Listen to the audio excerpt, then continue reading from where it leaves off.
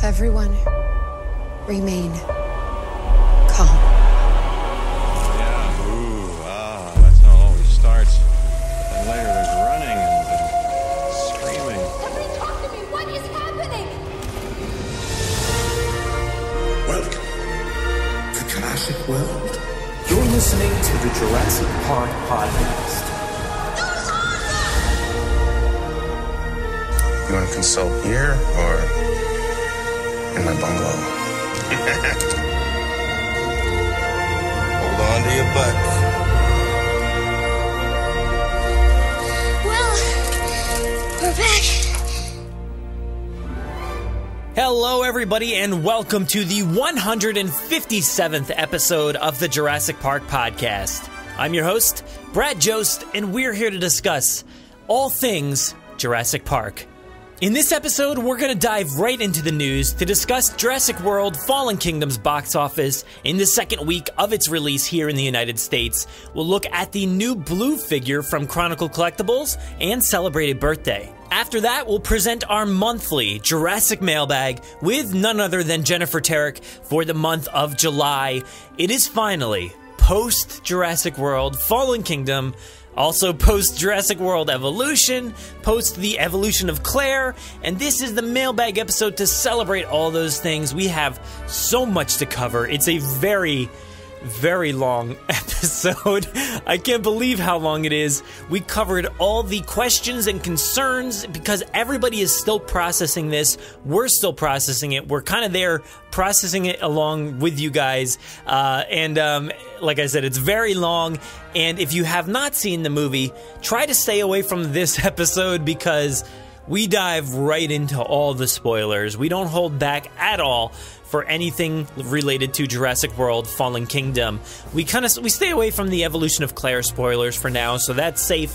But as far as the movie is concerned, we talk about it all because you guys called in, wanted to know about everything, so we relayed all that information to you. And in case you guys want to be a part of the next mailbag, you can call our voicemail line at 732-825-7763.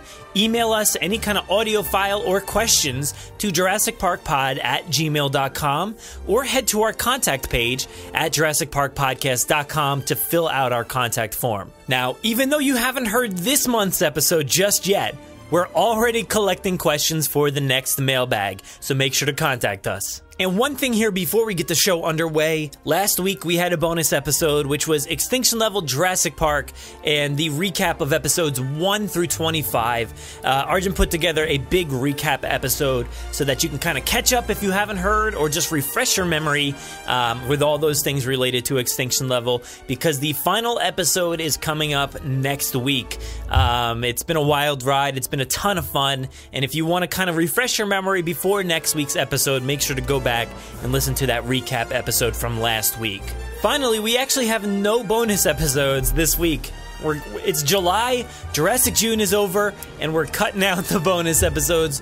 We had, I think, somewhere like around 11 episodes in June, and it was crazy. There was so much content. I kind of felt bad, overloading your podcast feeds with all that content. So actually now, no more bonus episodes for now. So unless something big, major comes around like it used to in the old days, that's the only time we're going to put out bonus episodes from here on out.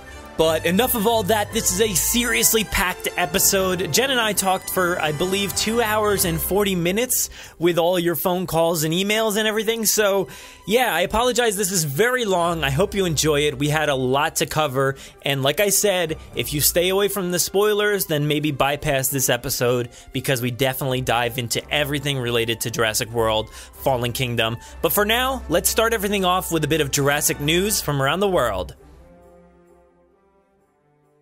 18 minutes and your company catches up on 10 years of research. Access rate program. Access review security. These pictures were taken in hospital in Costa Rica 48 hours ago. I don't want to jump to any conclusions, but look. Boy, we had been right all the time. But today, I guarantee it.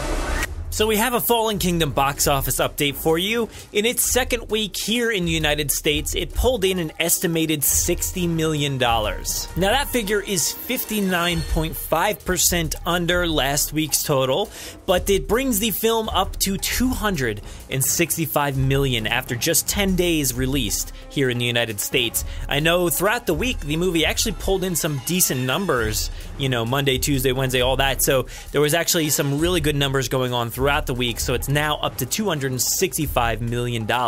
So right now, it looks like worldwide, Jurassic World Fallen Kingdom stands at $932.4 million. Very close to $1 billion in just a few weeks' time. That is awesome. That is so fantastic.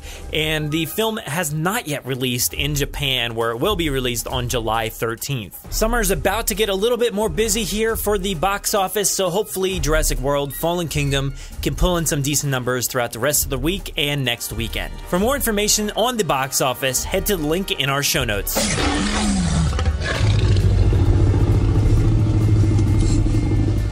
Chronicle Collectibles and Prime 1 Studios are working together to create a 1/6 scale blue statue from Jurassic World Fallen Kingdom. Chronicle Collectibles is actually the official distributor for Prime 1 Studios and this 1/6 blue statue.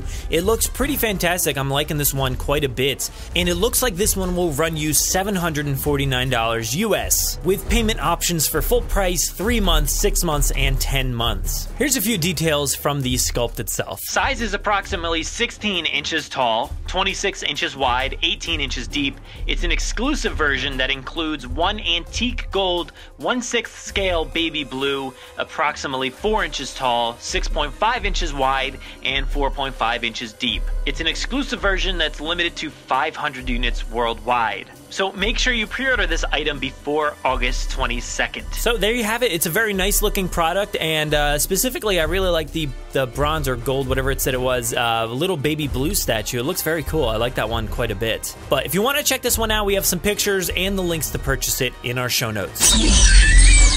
Lastly, here in the news, we just wanted to wish a happy birthday to Vanessa Lee Chester Kelly from The Lost World. Her birthday is Monday, July 2nd. Everybody reach out to her on social media, Instagram, Twitter, wherever you can find her, and wish her a happy birthday.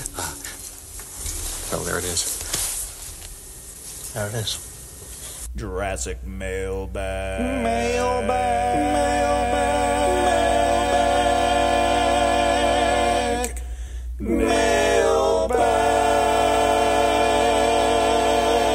Jurassic Mailbag never fails. It makes me wag my dino tails. And Brad and Jen, your Jurassic Mail.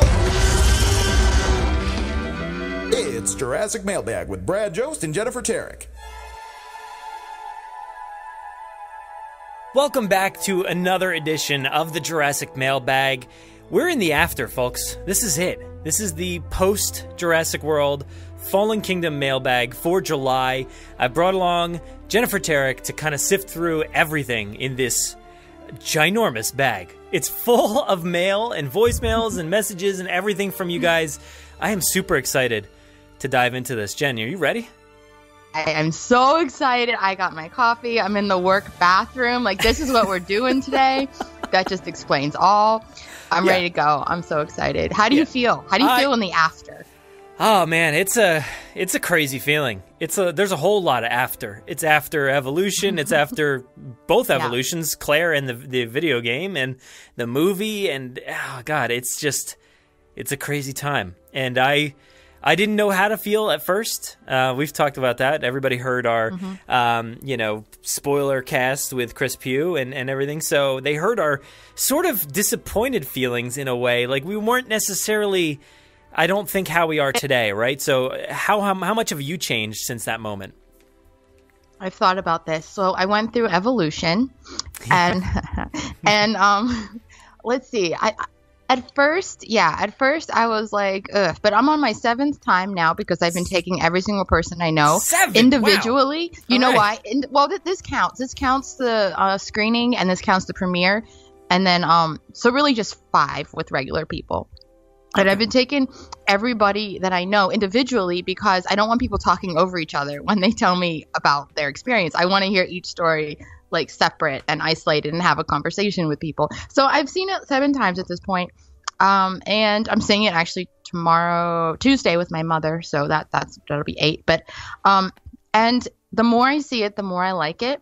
And the more that I see it, the more it comes into terms with it's not the sequel I wanted, which I think is my initial reaction to it. It wasn't the movie itself. It's just wasn't the sequel I wanted, so I didn't love it. But now that I can appreciate it as a film, I think it's done well. I still have a few problems here and there, but because it's not the sequel I wanted, it's not the story I wanted, I don't love it as much as Jurassic World, but I don't hate it by any means, and it's growing on me. Yeah, I'm probably a little bit higher on it than you are, though. I didn't know how to feel that first time as you did, and ever since then, I'm only on my 3rd time. But it's a movie that I can say, like, I don't feel like I need to stop at my 3rd time, because a lot of big movies that come out, I'll see them like maybe 3 times, and that's it. This one, I'm kind of like, I gotta keep seeing it. Like, I don't want to stop. I just want to keep going back to the theater, and that's a problem. But I can't help it. Like, it's enthralled me, and I just love this movie. And yes, I do have some issues with it here and there, but I think it is so much fun, and I don't understand a lot of the criticisms that are out there. I can see some people's perspectives, but sometimes they're just a little overblown, I think, personally. But I'm having a great time with this movie. I absolutely love it. And we're going to talk all about that tonight. But we want to hear from everybody else. So we have a ton of voicemails and a few emails and things here. So why don't we just kick it off? We're going to be here all night. You guys are all going to be listening to this for days probably, because it's going to be split up. You're not going to be able to listen to it straight because it's going to be super long, and I'm just extending it by saying how long it's going to be. So why don't we dive into the first voicemail here, kick it off with a bang here from Veronica. Hey guys! What's up? It's Veronica. Hey Brad. Hey Jen. I don't know about you guys, but it smells to me like it's time to talk about the Fallen Kingdom. Okay, so first, before we get in anything, and I will try to make it, like, quick and short as possible, because I have, like, this anxiety with your mailbox, Brad, that I feel like it's going to hang up. So, anyway, this question's for Jen. Jen, what the hell do you do that you get to meet Bryce Dallas Howard and you got to take pictures with Colin Trevor? What are you doing with your life that I'm not doing? Because, like, you're so unbelievably lucky to have met all of these people. Like, I just need to know what you're doing so I can, like, I don't know, use that and do something different and meet, like, other famous people, because, like, that's really awesome and that's really cool. And, yeah. Anyways, guys, so back to the topic, Fallen Kingdom. I've seen it twice now. The first time I saw it with my dad and my sister, and then the second time I saw it with Amy. Yes. And I've just been left speechless, honestly. This was like a really, really good movie, and I know that we're going to be calling once again to break down more of the movie, but like right now my initial thoughts was that I really actually enjoyed it. I thought that it brought back that just respect and kind of scare for the dinosaurs, knowing what kind of animals where they are, but also the fact that we have to feel for these animals. Like it was just, there was so much going on. Oh my God. And I really was surprised with the amount of plot twists that they were putting in. I really wasn't expecting that one with Lockwood's granddaughter. That one, I feel like we didn't really need that, but that was just an interesting twist there. Okay, and last point, because it's kind of been all over the place. Can we just talk about how dinosaurs are in America right now? Can we what?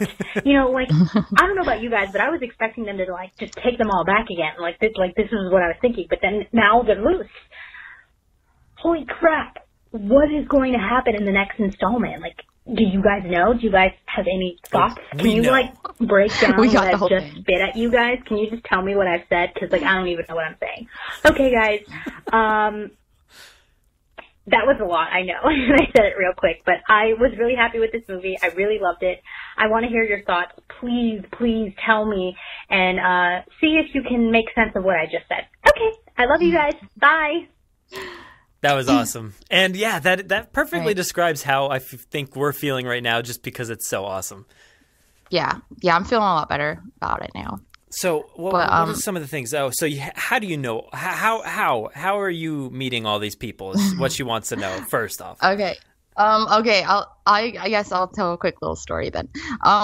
Well, as everyone knows, I do the Bryce Dallas Howard Network for 3 years. So the answer to how I'm getting to do this is 3 years of blood, sweat, tears, pain, agony, no sleep, 2 jobs basically. It's very, very, very time consuming. Right now, I was saving 190 videos before I did this. It's constant work, constant. So it's that. Bryce gave me premiere tickets. She's like, hey, come to this. It'd be a pleasure to have you. And I'm like, sorry, what?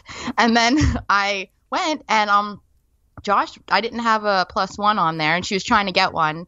And she was like, I'm going to try to get one. And I'm like, okay. And then Josh was like losing hope. So he asked Colin on Twitter, and then Colin's like, yeah, here. And he DM'd him and like gave him a ticket. We're like, what Twilight Zone are we living in right now? But that happened. And then so I told Bryce, hey, Colin got him a ticket, so you don't need to. Like, what conversation is that? And then so we get to the premiere, and there's like Chris Pugh got there somehow through Outpost. Like, there's a whole group of people that were there from the fans and the people at doing the DPG, all those fans. It was so much fun. And we get there and go to our last names and stuff. And I go to my last name, I get my envelope, and then I open it, and there's a regular ticket and then another ticket. And I'm like, oh, like, what is this? A little thing to put around your neck or something? And I was looking at everyone else, and no one else had that. And then I looked at it, and it was a VIP pass, and it said reserved Howard on there. And I'm like, oh my God, what is this? And so I freaked out so bad.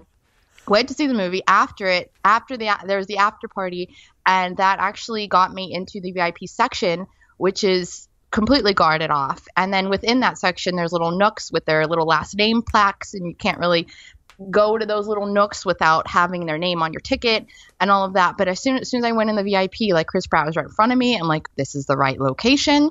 And then I walked around his mob and went past J.A. Bayona. Daniela Pineda was there. The little girl was there. I'm just walking past all these people, he's trying to get to the find Bryce's nook.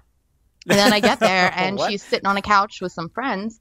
And I'm like, okay, Jennifer, you could do this. So then I walk in, and she like jumped up, and she came over, and she introduced me to all of her people. There's only like 10 people in there, like her makeup person, her publicist, her assistant, her social media person, agent, just like core people, like no one else, and maybe like 2 friends, and that was it, and me. And I'm like, holy crap, like I'm in this group now. And she went around and introduced me personally to each person in that group, and I was like, I wasn't prepared. I was dying on the inside. And she asked about where Josh is, and I said, well, he didn't get a VIP pass. And she's like, oh, okay. Oh, she's like, oh, that's I'm sorry, I couldn't do. I'm like, oh, it's fine. And then like a little bit later, her best friend came over and started talking to me. And she's like, are you married or you have kids? I'm like, no, he's stuck out there. And she's like, oh, I'm leaving in a few minutes. I can give you my pass to get him in here. And I'm like, what? Like, Bryce's best friend is giving me a pass to get awesome. Josh. Like, what is going on? But anyway, that all happened, and he got in, and it was just, we got to hang out, and Bryce saw him in there, and she's like, oh, you're here, you made it, let's get a picture. And it was just the best day of my life to hang out with fans, and then to be able to have that experience and be totally surprised by that ticket. I still can't believe. Seriously. But that's it. It's hard work, and Bryce being the most amazing human being on planet Earth. Yeah, I think that's pretty accurate. That's awesome. I love that story. That is so good.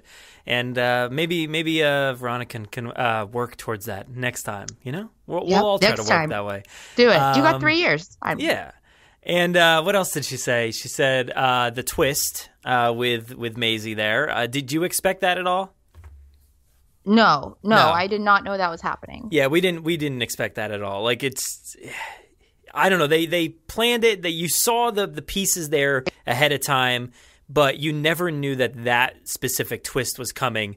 I knew there would be a twist, but I didn't know what it would be, and that shocked me. And it, like she said, they didn't necessarily need to go there because it is such a drastically different plot point. But I am so intrigued by it, and I think that's going to be one of the bigger pieces moving forward. And we don't know. We have no idea what's happening in the third one, but. And I've even kind of tried to stay away from that conversation in my own head and in like the fandom, because I don't want to even think about that yet. I'm still like right here in Fallen Kingdom. How about you?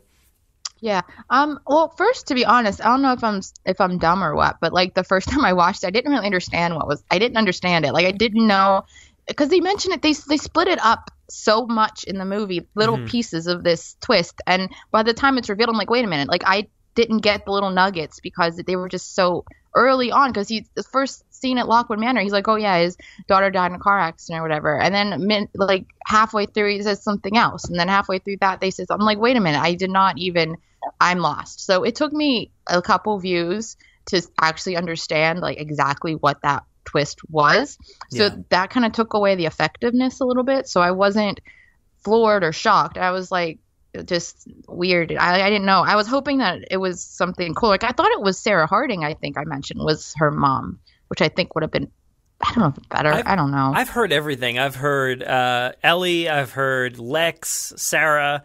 It's just, there's a whole sort of ton of people. I think I've heard Claire. Did I hear? No, I didn't hear Claire.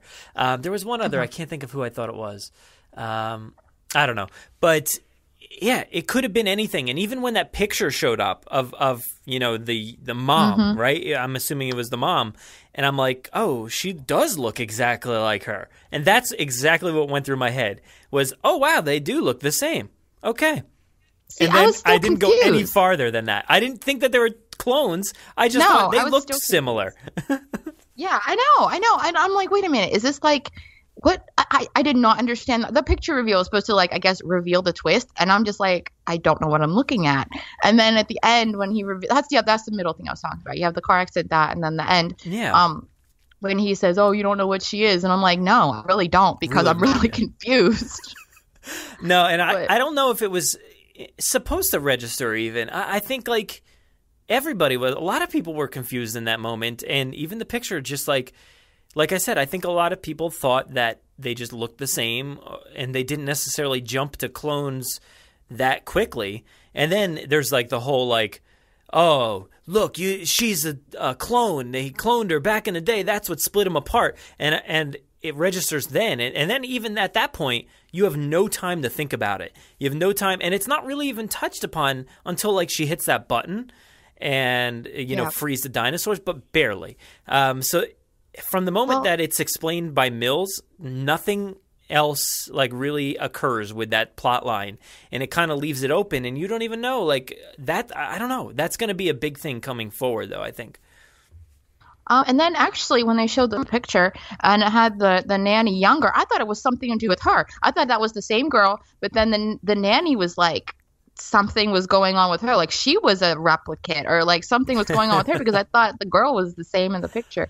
I don't know. I've been all over the place. Backwards. I've been all over the place because I was like, well, is she a nanny or is she the mom? Because I'm like, I'm so confused because like, I'm still trying to sift through the dialogue of what exactly everybody means specifically about the mom, and because she's asking specifically about her mother, and Lockwood responds like, your mom, yes, she went to the park. She was there before.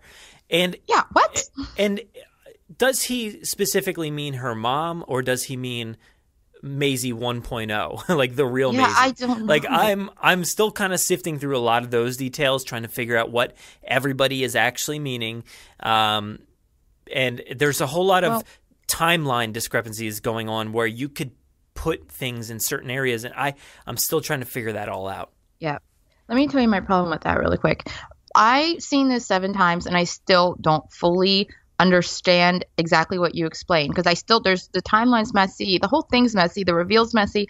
I watched it 7 times and I'm still not there. And you know what's sad? I don't really care about this story because I want to see dinosaurs, like not people. This is a Jurassic movie, and it's taking it away from dinosaurs by doing this. Yeah, and I've struggled with that. I think I mentioned it like to you when we got out of the movie, is like, how do we discuss this? How do we move forward on the podcast about dinosaurs and about Jurassic, and how do we move forward talking about human clones?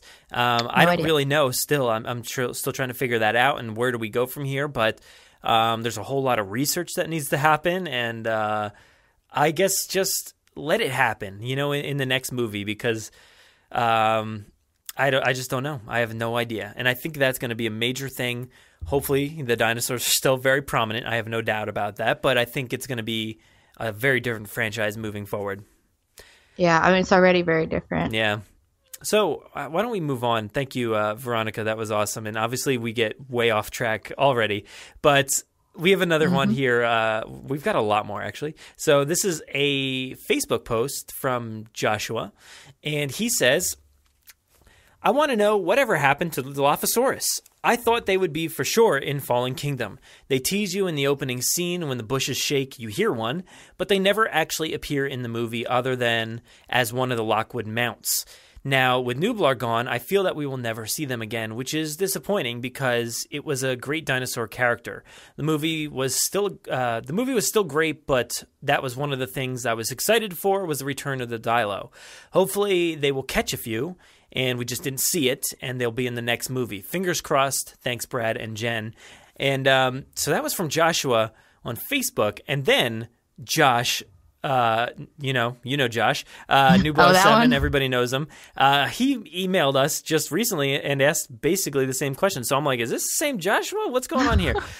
He says, do you think there really was a Dilophosaurus loose on the island, or was the sound in the bushes just meant as a nice nod for the fans in the opening of Fallen Kingdom? Hashtag Jurassic. See, I don't know anything about this. Jurassic. Thanks, Josh. Yeah. But that's an interesting point that both Joshes bring up there. That is actually really bizarre. There's a cloning situation happening here. But, I had this exact same conversation with my dad literally when I just saw it with him. I don't remember what day because days are blending together, but it was recently. And I had this exact same conversation because I was thinking as well, like it's in the bushes, but then they didn't save them. So does that really mean that we will never see one in the next movie? And that's a mistake if so, because every single person wants to see that dinosaur, and why they're not pushing that and putting it out in the front, I have no idea, unless there's some secret thing going to happen from the other island, or maybe I don't know if it was in one of the little tubes that they had in that suitcase that they'll clone it later. I have no idea, but if they don't put it in, that's a very big disappointment for people. So I don't know why it wasn't anywhere in this movie. Yeah, it is interesting, and I've heard a lot of people didn't even know it was in there.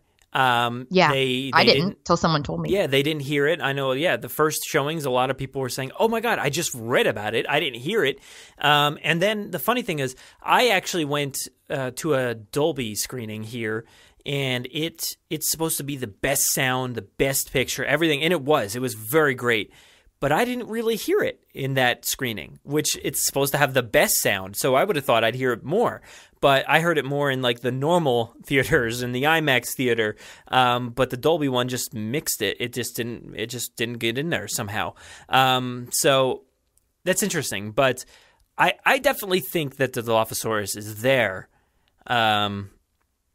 Which I don't know how that's very explainable because, well, there are a lot of dinosaurs that were not present in Jurassic World in this movie.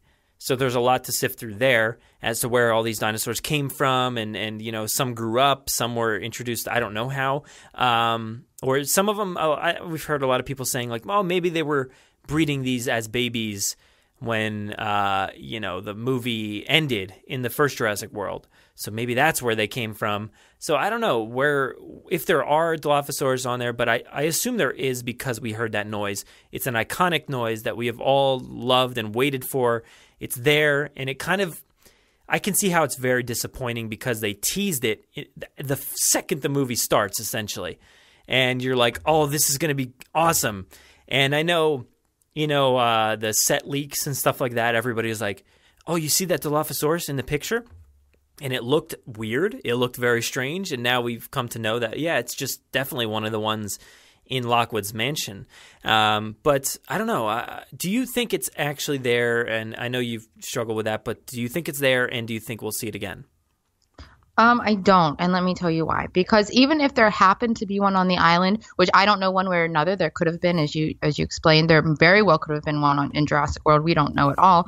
But we saw all the dinosaurs at some point in that manner. I truly believe that, because we saw the cages, we saw them transporting it at different snippets. But at one point, I feel like we've seen every dinosaur that they got off the island, especially when they're at the door, because they had them all there. Like, you could see all of them. They had all the cages, and we got to look at every one of them. And even at the end when they're running out, I mean, we would have seen a Dilophosaurus in that group if there was one. I don't think there was one saved, if there was even one on the island to begin with.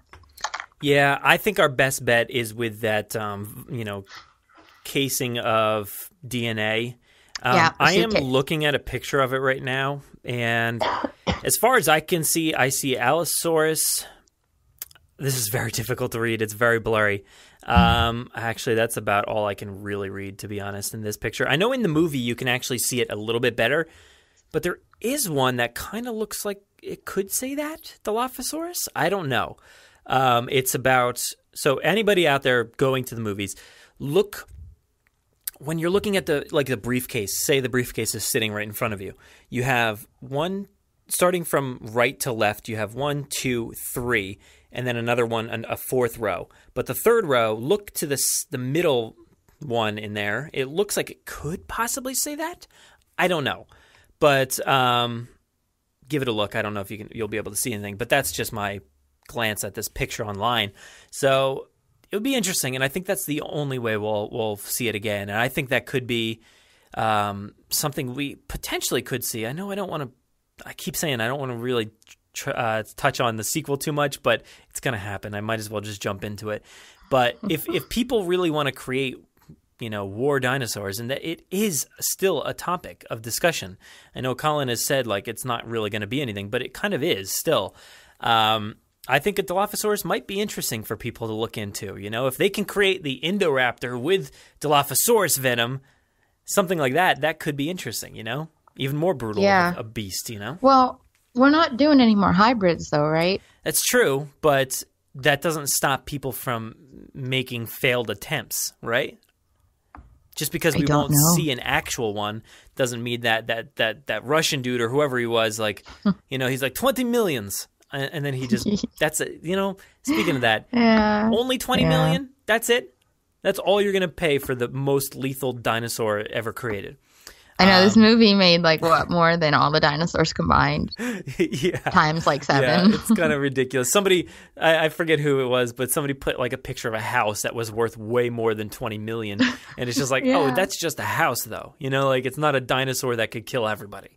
So I don't know. The pricing is a little low in this movie. But that's everything from Josh's. Both Joshes. All of them. The Josh I. The Joshies. So let's move on here to voicemail from Ethan. He actually has 2 here, so we'll see what he has to say. Okay. Hello. This is Ethan once again. This is my second time calling. Oh. And okay. And I wanted to ask you guys something, but before I ask you guys the question, I kind of wanted to tell you about my experience with Jurassic World: Fallen Kingdom. Let's hear it. It was amazing. Obviously, I loved the movie and everything. And what was really cool about it was the experience itself, not just the movie, was also really nice at first. And I'm gonna get to that. So it was really nice. I saw it the Thursday before it was released, and at 7 o'clock. It was really nice. I went with my mom, my brother, a bunch of my friends from church, and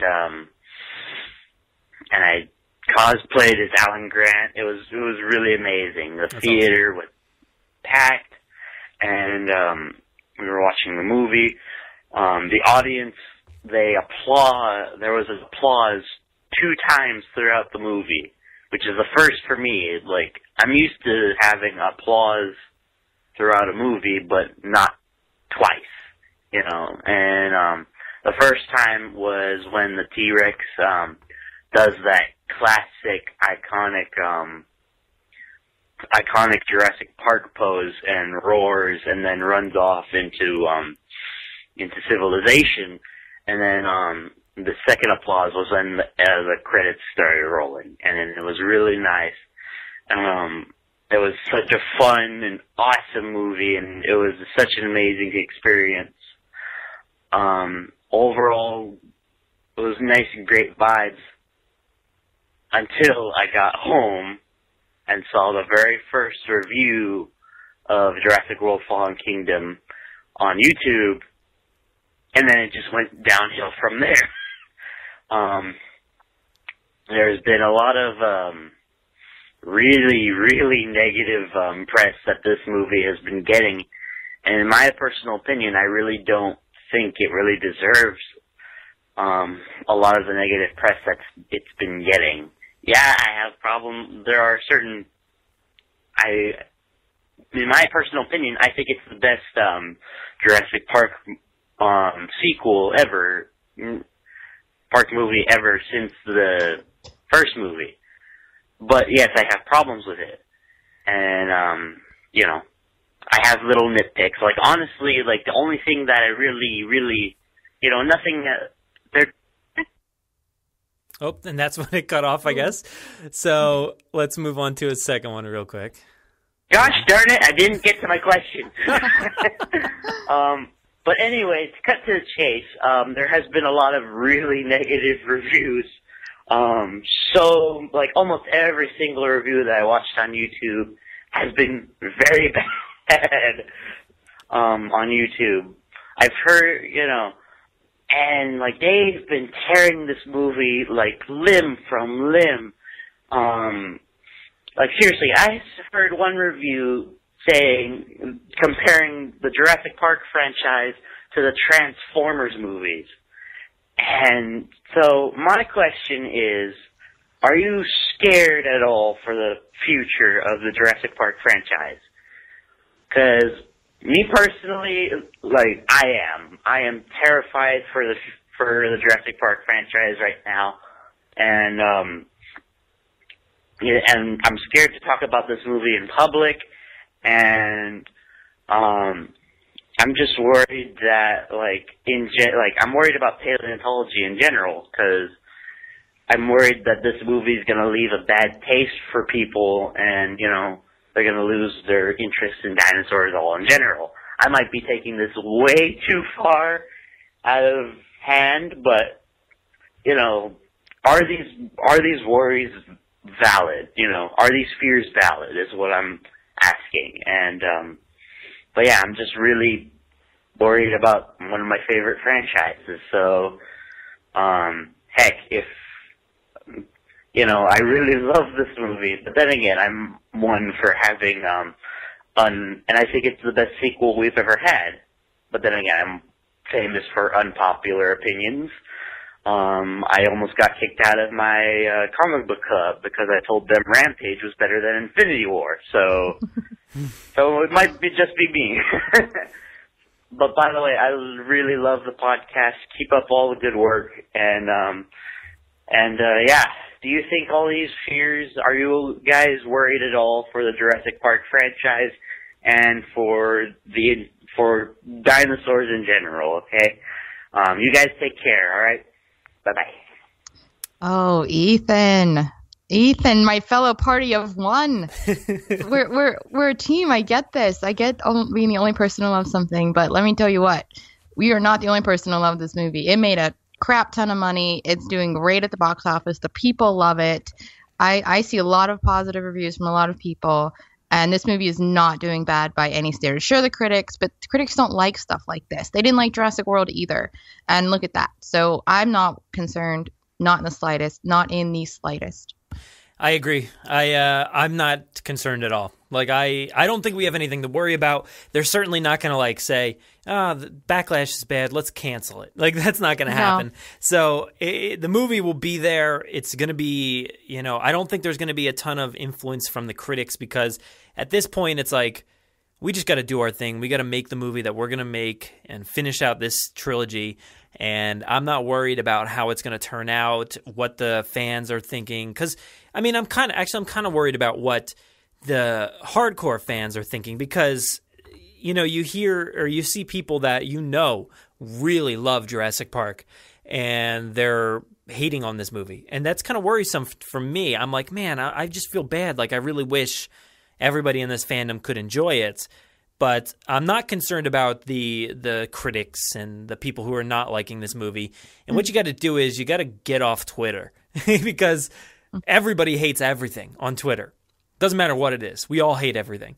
So I think if you step back and you look at the box office figures, it made like, what did it adjusted down, I think, right? Just under 150 million. Yeah, and it was projected at 130, I think, or 140. So it overperformed. And look at it internationally. It killed internationally. Yeah, by the time we got to it, all of a sudden it's $700 million. And it's at 800 now. Well, now, yeah. And the crazy thing is, like, those figures for Monday, Tuesday, Wednesday, I was like, wow, like, it's still killing it out there. Like, it's doing really good. It boded well for this weekend. And it started the weekend off on a great note. By the time this airs, it's going to be another winner for the weekend, probably around 60 million or so. Hopefully it comes in a little bit higher even. But that's crazy. Like, it's not hated on as widely as Twitter or social media in general would make you believe. I mean, it beat Wonder Woman already, like, a while back, and that was hyped. Like, Wonder Woman was hyped up, and people were all on that train. They were loving it, and it beat that. This is a sequel to Jurassic World, beat Wonder Woman. It's doing pretty good. And I don't really feel like the backlash from Jurassic World hurt this movie at all. No, I don't think so. Because the backlash that we've all dealt with over the past 3 years, I swear it has really just been online and forums and, just online conversations. And yes, this movie made less than Jurassic World, which came in at $208 million, but that's to be expected for a movie that just returned after 14 years. Of course, there's going to be a slight drop-off for the next one. It's kind of obvious that would happen. I mean, it happened with Star Wars. Sequels do that all the time. That's just natural for sequels. And for the fact that it overperformed its prediction, which probably was, people were thinking a high prediction anyway. Like, they were lowering the predictions at one point. And for it to over-project its high prediction, it's fine. Like, that was really good. Yeah. Yeah, I think it's going to be good. It'll be interesting, though, like, coming next weekend, now we're going to have more movies coming out again because it kind of had a relaxed period here where it came out, 2 weeks ago, and then this past weekend there was nothing going on, nothing really big or new in the box office. So next week it will have, like, Ant-Man and stuff like that will definitely take away from the box office. So it might come in like second or third at that point. But and Incredibles will probably have some legs, I'm assuming, as well. So, but I'm not worried. Nothing to be worried about, Ethan. I think we're going to be all fine here. And, don't let people out there dissuade you or make you embarrassed to like this movie. Tell everybody that you like it because we need people like you to let people know that there are people that like it, that it's okay to like it. You don't have to hate on everything if you don't want to. A lot of people just follow in line with what they're hearing, from a podcast or from a critic or, a written review. So be that person that really likes the movie out there that's kind of spreading the good news. That's the way I see it. Yeah. Yep. Forget their opinions. Be yourself and love what you love. Love it hard and be proud of it because I'm proud of it. I'm proud of the movie. You should be proud of it too. Yeah. Thanks, Ethan. Let's move on here to Rowan. He's got another 2 voicemails. So it seems like a lot of people leave 2 voicemails, I guess, because the thing cuts everybody off. Obviously, Veronica talked about being, scared of when it's going to cut her off. So here, let's listen to the first one from Rowan. Hey, this is Rowan. I've called in a couple times before talking about the T-Rex roar and the trailers and stuff. I saw the movie last night, opening night, and I would say I liked it overall.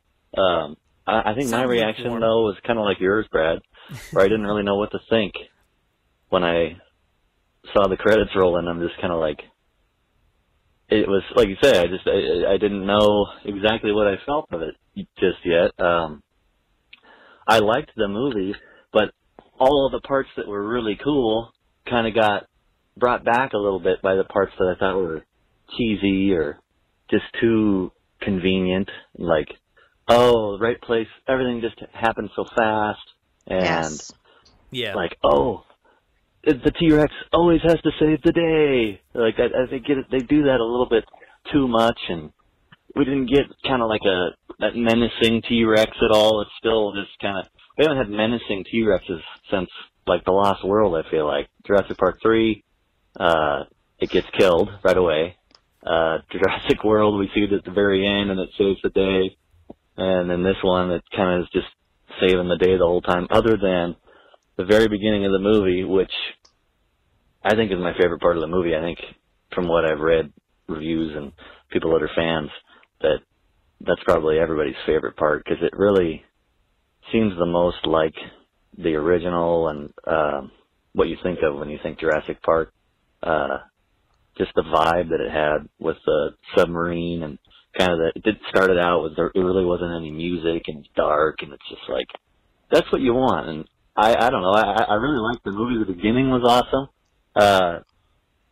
I personally, since I'm from the Northwest Seattle area, so like when they go to Chris Pratt and he's building a cabin that looks like somewhere around here, or maybe it's out in Montana or something, that was just, for me personally, I was like, yes, I love that. Because I've always thought about when I go on hikes and stuff out here, when it's foggy or there's just such dense forested areas out here, it's like, geez, they could turn this into a Jurassic movie somehow. And they went that way with the mansion being in Northern California and stuff like that. We don't typically get hardcore rain and thunder and lightning up here like they did in the movie, but that doesn't really matter. It still gets pretty nasty. It definitely rains here a lot. But, yeah, I think that if they, in the sequel, could go more, they made it seem like they're going to go more like the Vegas, you know, at the very end, the end credit scene there, but even at the end of the movie when they got the vials and all the trucks and they're kind of driving out into the desert, kind of gives you a feeling like they're going to, oh, that's when it cut off. Number 2 here. Hey, it's Rowan again. I think I got a little lengthy there with my message, so I'll try to keep it short. But basically, yeah, I liked the movie. I think I need to see it again. I only saw it one time, and I'm trying to remember everything. Some things aren't really clicking, but like I liked the human clone aspect of it. I did like that, but then they don't expand on it at all, and the characters just don't even, it's like doesn't even faze them. So it's kind of like, huh, that's weird. Did that even need to be in there? But I do like that aspect. I think they could go into that a little bit more. But I don't know. All in all, I know it's not going to be like Jurassic Park, because movies these days, they have to be more fast-paced to keep everybody's attention. I feel like if they made something that was like exactly paced and everything like the original, it would probably be a bore fest to a lot of people, where the hardcore fans would probably like it, but they have to appeal to the masses. So one issue that I would like them not to do in the third is not telegraph the entire movie with the trailers. The trailers are, they pretty much tell the whole story of the movie. And I saw a TED Talk, J.J. Abrams talking about the mystery box, and it's more mysterious to not know what's in the box than to open the box and see what's inside of it. So I feel like they need to put a little less information in the trailers next time. That's kind of like what, I don't know if you ever watched Lost, but like when they find the hatch in the middle of the woods, it was more interesting wondering what was inside the hatch than what actually was in the hatch. I don't know. They need to work. Trailer, I feel like I should be a trailer maker. I think I'd do a pretty good job at it. Maybe that's what I should start doing. But anyway, sorry, kind of a long message again. I liked the movie. I hope everyone else liked it. It wasn't my favorite Jurassic Park movie, but it was probably top 3. So anyway, everybody have a good day, and hopefully I can see it again. And yeah, take it easy. Bye. Man, there's a lot to sift through there. And yeah, I guess he kind of started off in the same way that we did. We're kind of lukewarm on it, didn't know what to think or how to react. And he brought up a lot of good issues that I think are pretty valid. I'm able to look past a lot of that stuff, but maybe some people can't. I think he'll be able to. He seems to think it's the 3rd best in the franchise, which I'm right on board with that number. And it's funny because it's funny. I was comparing notes with a friend of mine, Hunter, I believe, and was it him or was it somebody else? It might have been somebody else. I'm not sure. And we had the movie at the same ranking, like number 4. But we both had wildly different opinions. I don't think it was him because he likes the movie. We both had like wildly different opinions on how the movie turned out. Like somebody hated it or not, or just disliked it, and I loved it. But we both had it at number 4. So it's like it's 4 for me out of movies that I love. And now it actually might be 3. It's kind of like tiptoeing that line between like being better than Jurassic World for me. I'm kind of, like I said, I don't want to stop seeing it. So it's a weird predicament to be in. Do you have like a ranking or anything? I know we kind of brought it up at the theater, but what do you think about it now? Yeah. Okay, this movie is not Jurassic World by any standard close to my ranking of Jurassic World. Because I even went back and watched a little bit of Jurassic World, and I felt at home. I'm like, oh, this is it. This feels in my good spot. This is where I'm supposed to be. And then I mean, this movie is fine. It's good. Again, it's not what I wanted, but it's fine for what it is, and it's a number 3 for me for sure. I mean, I like it better than Lost World. I like it better than Jurassic 3. But it's too close to Lost World. And I know it's been compared so much. And I know you love The Lost World, so that makes sense of why this would be high up for you. And a lot of people who love The Lost World love this movie. I'm just not one of those people. I'm a Jurassic World person more. I like that type of movie better. And so it doesn't come near Jurassic World for me. But he brought up a lot of good points. A lot of good points about how the conveniences are a big problem for me. And I think that's what comes through. I don't like Claire on the Roof. We've been through that. That's my number one nitpick. Like after 7 views, a lot of that kind of fell away. I'm like, okay, maybe that's not as bad as I originally thought on some things. I cannot forgive that. We'll be talking about this roof for 3 years. You know that, right? Yep. No film. I will not forgive you on that one. Will not. You will not get a pass from me. There's a lot of those moments, and yes, the T-Rex has become like this like hero, of the day that just like shows up and kills whoever is needed to kill at that point, and it happens time and time again. And it's not as monstrous as it used to be, but I don't know. Was it ever? It's hard to say. It's about as monstrous in this movie as it was in Jurassic Park, to be honest. Because we had that monstrous scene in the breakout in Jurassic Park, and then yes, the Jeep scene, and then it was the hero.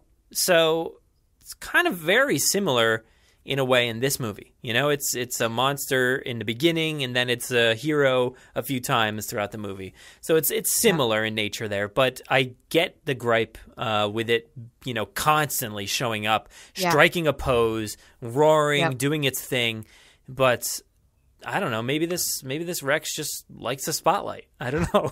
See, that was a problem that my dad had as well. And I consider my dad like a giant Jurassic Park casual fan, like the biggest casual fan that you would get from a dad who doesn't even know what the YouTube is. Like he's the biggest Jurassic fan of that. So he sees no trailers other than what I showed him. He doesn't know anything that's going on. And he sees it as just a true lover of the movies. And I take his opinions to heart because that's probably how your average fan who doesn't go online or whatever would take it, or how we would 20 years ago, how we would experience it 20 years ago. And he said that same thing about the T-Rex. He's like, oh, we did that again. Like, we've already seen that. He's done the same pose. Like, we've seen him come in at the end every time now. And it's great. It worked in Jurassic World. It worked a couple times here and there. But now it's like, come on, we're in movie 6 and we're still seeing that. So that bothered him a bit too. 5. I don't want anybody to freak out. Oh, sorry. Sorry. 5. I'd be cool if we were in number 6. I don't know. I don't know why I said 6. I'm just like seeing the comments like underneath, just being like, guys, you don't know what you're talking about. It's 5. I'm like, yeah, duh, I know. And now I'm inspired. It's just a podcast that we don't know what we're talking about most of the time. But we don't. It's true. But I don't know. The way I see the Rex is like, it's the biggest, baddest thing in the jungle, and it wants to tell everybody. When it kills something, it wants to be heard, and it wants to know that you should not mess with me. And in that sense, I can believe that it would like show off in that sense. I feel like probably a lot of animals have that posturing to them where, they make a kill or they do their thing, and they're like, get off, back off. This is mine. Nobody can, touch me. So I kind of feel like maybe that's okay for the Rex because it keeps doing it over and over. But yeah, and I think the Rex would have been more menacing if the volcano hadn't exploded at the same time. It's very convenient that it exploded right behind it because it looked like it wanted to do more, but then it got messed up by the explosion, and then it just trotted off. Which I love that moment, how it was like interacted with that blast. It was kind of interesting. But let's see what else we have because there was a lot here. Wait, real quick on the T-Rex. You know what my favorite thing is that I don't think I've mentioned yet. I haven't mentioned it on our spoiler one. I haven't really mentioned it. When they're moving the T-Rex from its cage and it goes to the goat to get it with the red light and they get it to go to the cage. Mm-hmm. That's one of my favorite things. And that gets me pumped. Like with the music and when it's going in the cage and with the goat and it comes out with the goat and then there's like a red light going and that's one of my favorite things in this movie, to be honest. It really is. Wow. We are totally different sides on this because I hate that moment. I love it. I get excited. I love it. I don't like it because I don't feel like the CG looks great in that moment. I don't think it looks too great, but I don't know. I don't love it. Kind of squishes it into this cage, and I feel real bad for that goat. Oh, but yeah, I mean, I feel bad for the goat and the T-Rex for being in the cage and the goat. But as a visual scene and the music, I mean, I'm glad they could have just skipped that. I mean, that's one of the few. The reason why I like that is one of the few things that the movie did right in that case was showed you the little in-betweens because it moves so fast, it skips past so many things. It didn't even show you capturing the T-Rex, which I would have liked to see something of, or capturing any dinosaur, really. I mean, they're just automatically on the helicopters and automatically going. I'm like, well, I wouldn't have minded to see some of that, but this time they showed you a little snippet of the in-between of the unloading, and so I appreciated that because it skipped past so many things at that point. That's why The Lost World is so good in that sense, because it actually shows you like the corralling of all these dinosaurs, the tranking of them and stuff like that. So I kind of like that aspect of that movie. Yeah. And it does skip past that. Like, I honestly don't know how they got that T-Rex in the cage, whatever it's in. And, no, you know what? How did they get that baryonyx? Yeah, how did they get that baryonyx? I don't think it's the same one. That's my thing. I don't, because there's also Carnotaurus, and that one was specifically dead. Like, that one definitely died. But there's others, so I kind of mix it in with that. It was probably a different baryonyx, but it's not a different T-Rex. It's the same T-Rex, but how is it awake? How did they get it in the thing? But it's awake, and it was obviously only like, maybe it was 30 minutes. We'll say max 30 minutes by the time they, went off the cliff, because they went off the cliff maybe 2 minutes max after that Rex walked away. So maybe it took them a little bit of time to swim over to that beach, and that beach is where they saw the Rex going over them. So I don't know. I don't know how they got that thing and half tranked it maybe. Maybe they got it just tranked enough and then it woke up as they're flying away. Maybe that's – I don't know.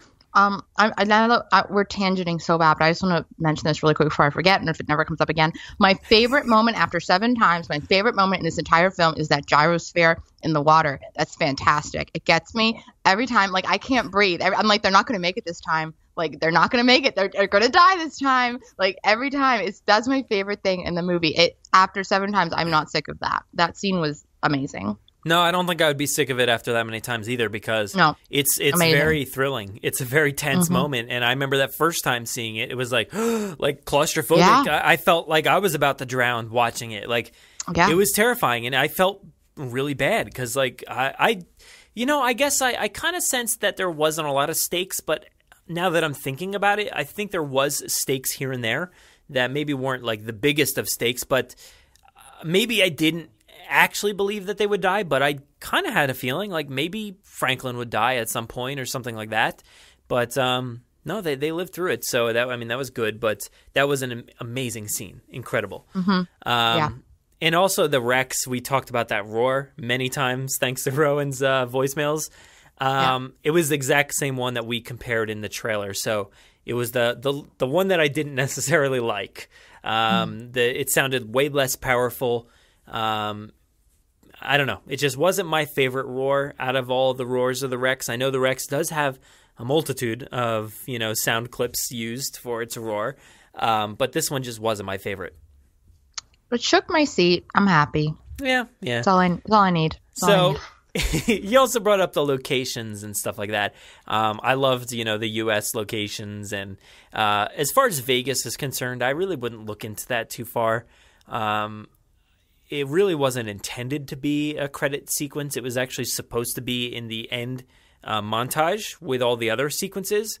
But since all the other ones take place in the day, this one takes place at night, so they bumped it to the end of the movie. So I don't think there's anything to look into as far as that's concerned. But yeah, I mean, it would make a little terrifying thing, but I really feel like the dinosaurs that escaped in this movie are not the threat. That's my standpoint. So, I don't think those 3 pteranodons are really going to make a difference. I think there was 3. But they won't really matter going forward. A lot of the other dinosaurs, I do think there were a few multiples of dinosaurs. I know we talked about that previously, how there wasn't, maybe. They looked like just singles. But I think there were a few that were duplicates. So maybe there could be some breeding going on there. But still, I really don't feel like the dinosaurs will be the threat that at least those ones that escaped, the ones that were transported off into the crates and with the vials and stuff like that, I think those will be the threat. But that's also besides the point. He also mentioned the mystery, and we definitely talked about that in the spoiler cast where, there wasn't a lot of mystery because we saw every aspect of this movie in the trailer. So I think the trailer watching moving forward will be in question, in regards to how we're going to do things here on the podcast. No, I mean, sadly, I approached it that way. I'm like, okay, I'm not going to do anything. And meanwhile, didn't work. I mean, I tried not to watch it. I didn't watch anything with sound. Somehow it's, I don't know. I got to figure out something too. Well, thank you, Rowan. That was great. And yeah, we go on tangents here. But let's move on here to the next one. It's actually a video. I turned it into some audio here from Nemo. So let's take a listen. Back! Whoa. Nemo's in the house. Hello, Brad and Jen. So, I had something in my mouth.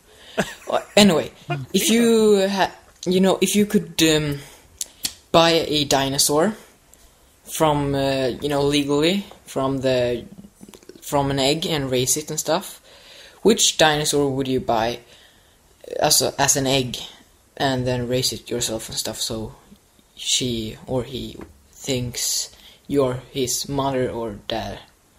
I would buy a Compsognathus, because they don't get as big, and if they're just one of them, they probably won't try to, kill me. And if I gain their trust, they would like me and stuff, she would like me, because it would only be one. And they don't get as big, don't need as much food, and it's still a dinosaur, so that's very cool. So I would buy a Compsognathus. We would be best friends, eat dinner together, and he would probably take all my food because, he's not as smart as a dog or velociraptor, so yeah. So yeah, what dinosaur would you buy? I would buy Compsognathus, as I just said. And then I have one more question.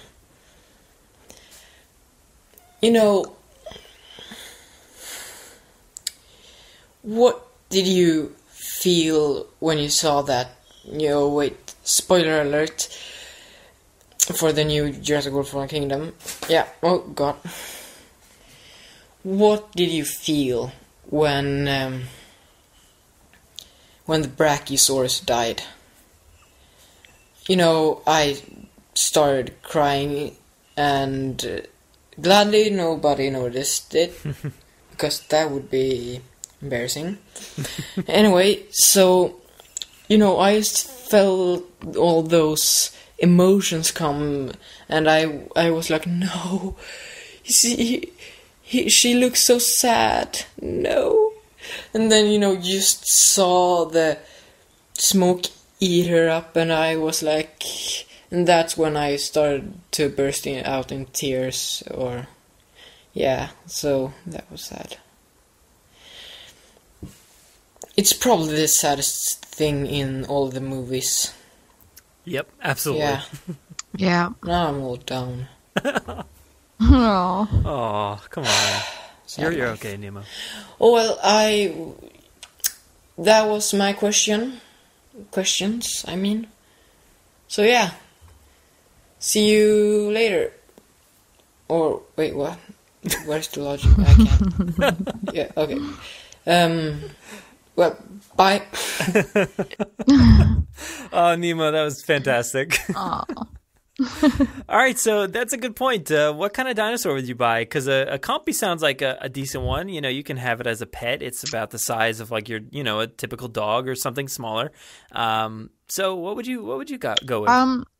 Okay, well, if we're talking like actual reality in real life, I probably would not buy one because that's just a bad idea.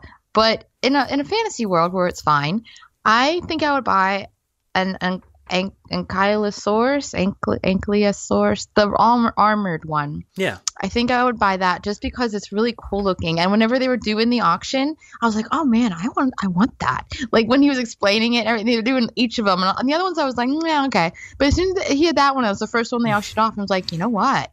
That's the one I would bid for if I was one of those guys. Because I just I think it's cool and it's different and it's unique. But I kind of want like a small version, like genetically engineer it so it's no bigger than like a foot, and it would just be so cute.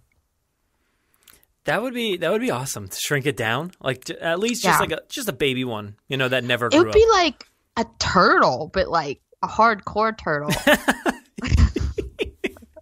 Like about a little bigger than a turtle, not like a tortoise, that's too big, but like a turtle, like a bigger turtle. Yeah, I'd get one of those. You know, I don't know what I'd buy. I mean, if I had like a farm or something, I feel like I could get like a Gallimimus, and it would just be like having like an ostrich or something, because people have those on farms, I think, right? Some Probably. people, like, I don't know why, Maybe. but so that ostrich farm. Yeah, exactly. Those exist, I think. I've seen them. I don't know. But yeah, I don't know. Because it might not be a great idea to own a dinosaur in your house. I don't think this is the Flintstones where, you know, it's just like your pet dog. What was that one's name? I don't remember. I literally just watched the Flintstones movie the other night and can't The remember. dinosaur? Yeah, Dino. Dino? Oh yeah. Okay. It's like Dino. Yeah, I don't know how I forgot that. What a dummy. Oh man. I love that movie though, to be honest. Flintstones. I like the Las Vegas one a lot. Wait, there's a Las Vegas. Vegas That's a party one? of one. That's party of one right here. Is this? I really love that Las Vegas one. Is it live action? Uh-huh. I don't remember it was, this one. What, in 2000, 2001? Oh man, I have to check this out. I love that one. The other one is so like nostalgic. It might not be like the greatest movie, but I think like the set pieces, the set design, all that stuff is fantastic. Like it looks great. So is this one. So is the Las Vegas one, and it's hilarious. I gotta check it out. Because I really like that. And I was watching a video on YouTube today where it's like the behind the scenes tour, the tram tour out in California, which I'm sure you probably went on. They had the Flintstones cars there, and I'm like, oh man, I just watched the movie again. It's on Netflix, guys. Go watch it. It's fun. And then watch the Las Vegas one because I love that one. All right, I got to do that. But maybe I should decide what would be my pet dinosaur. I just want. That's a tangent right there. Wow. So wow. I'm gonna stick with the mini aspect like you. I'm just gonna go with the Brachiosaurus because I have like the baby dino thing, you know, the what do you call them? Just baby dinos, I'll call them. From the original toy line, like they came with the human figures, and the Brachiosaurus one is tiny, and I love it so much. And I just want, like, you know, that scene in like in Jurassic World, wasn't it a Brachiosaurus or was it a Apatosaurus? What was it? The one that Bryce's son hugged? Oh yeah, I don't know what that was. I forget. But yeah, he like just put his arms around the neck and just like squeezed it. that's what I want to do. I just want to have. You want to do that? Yeah. So that's gonna be my pick. Well, now now I really want one of these because I'm thinking how cute it would be. Like, I wonder if I could roll it over and like rub his tummy and his little hands would move. And then, oh my gosh! Oh my gosh! That's cute. Just like it's like having like a little dog, a cute dog or something, but like just slimy, maybe a little bit more heavy. I guess it would just kind of like thump around your house and just like have a hard time getting up on the couch. It looks like it's an Apatosaurus. It's not a Brachiosaurus, but still basically the same as a baby. I would assume it's very similar, but that looks incredible, and I want to own it.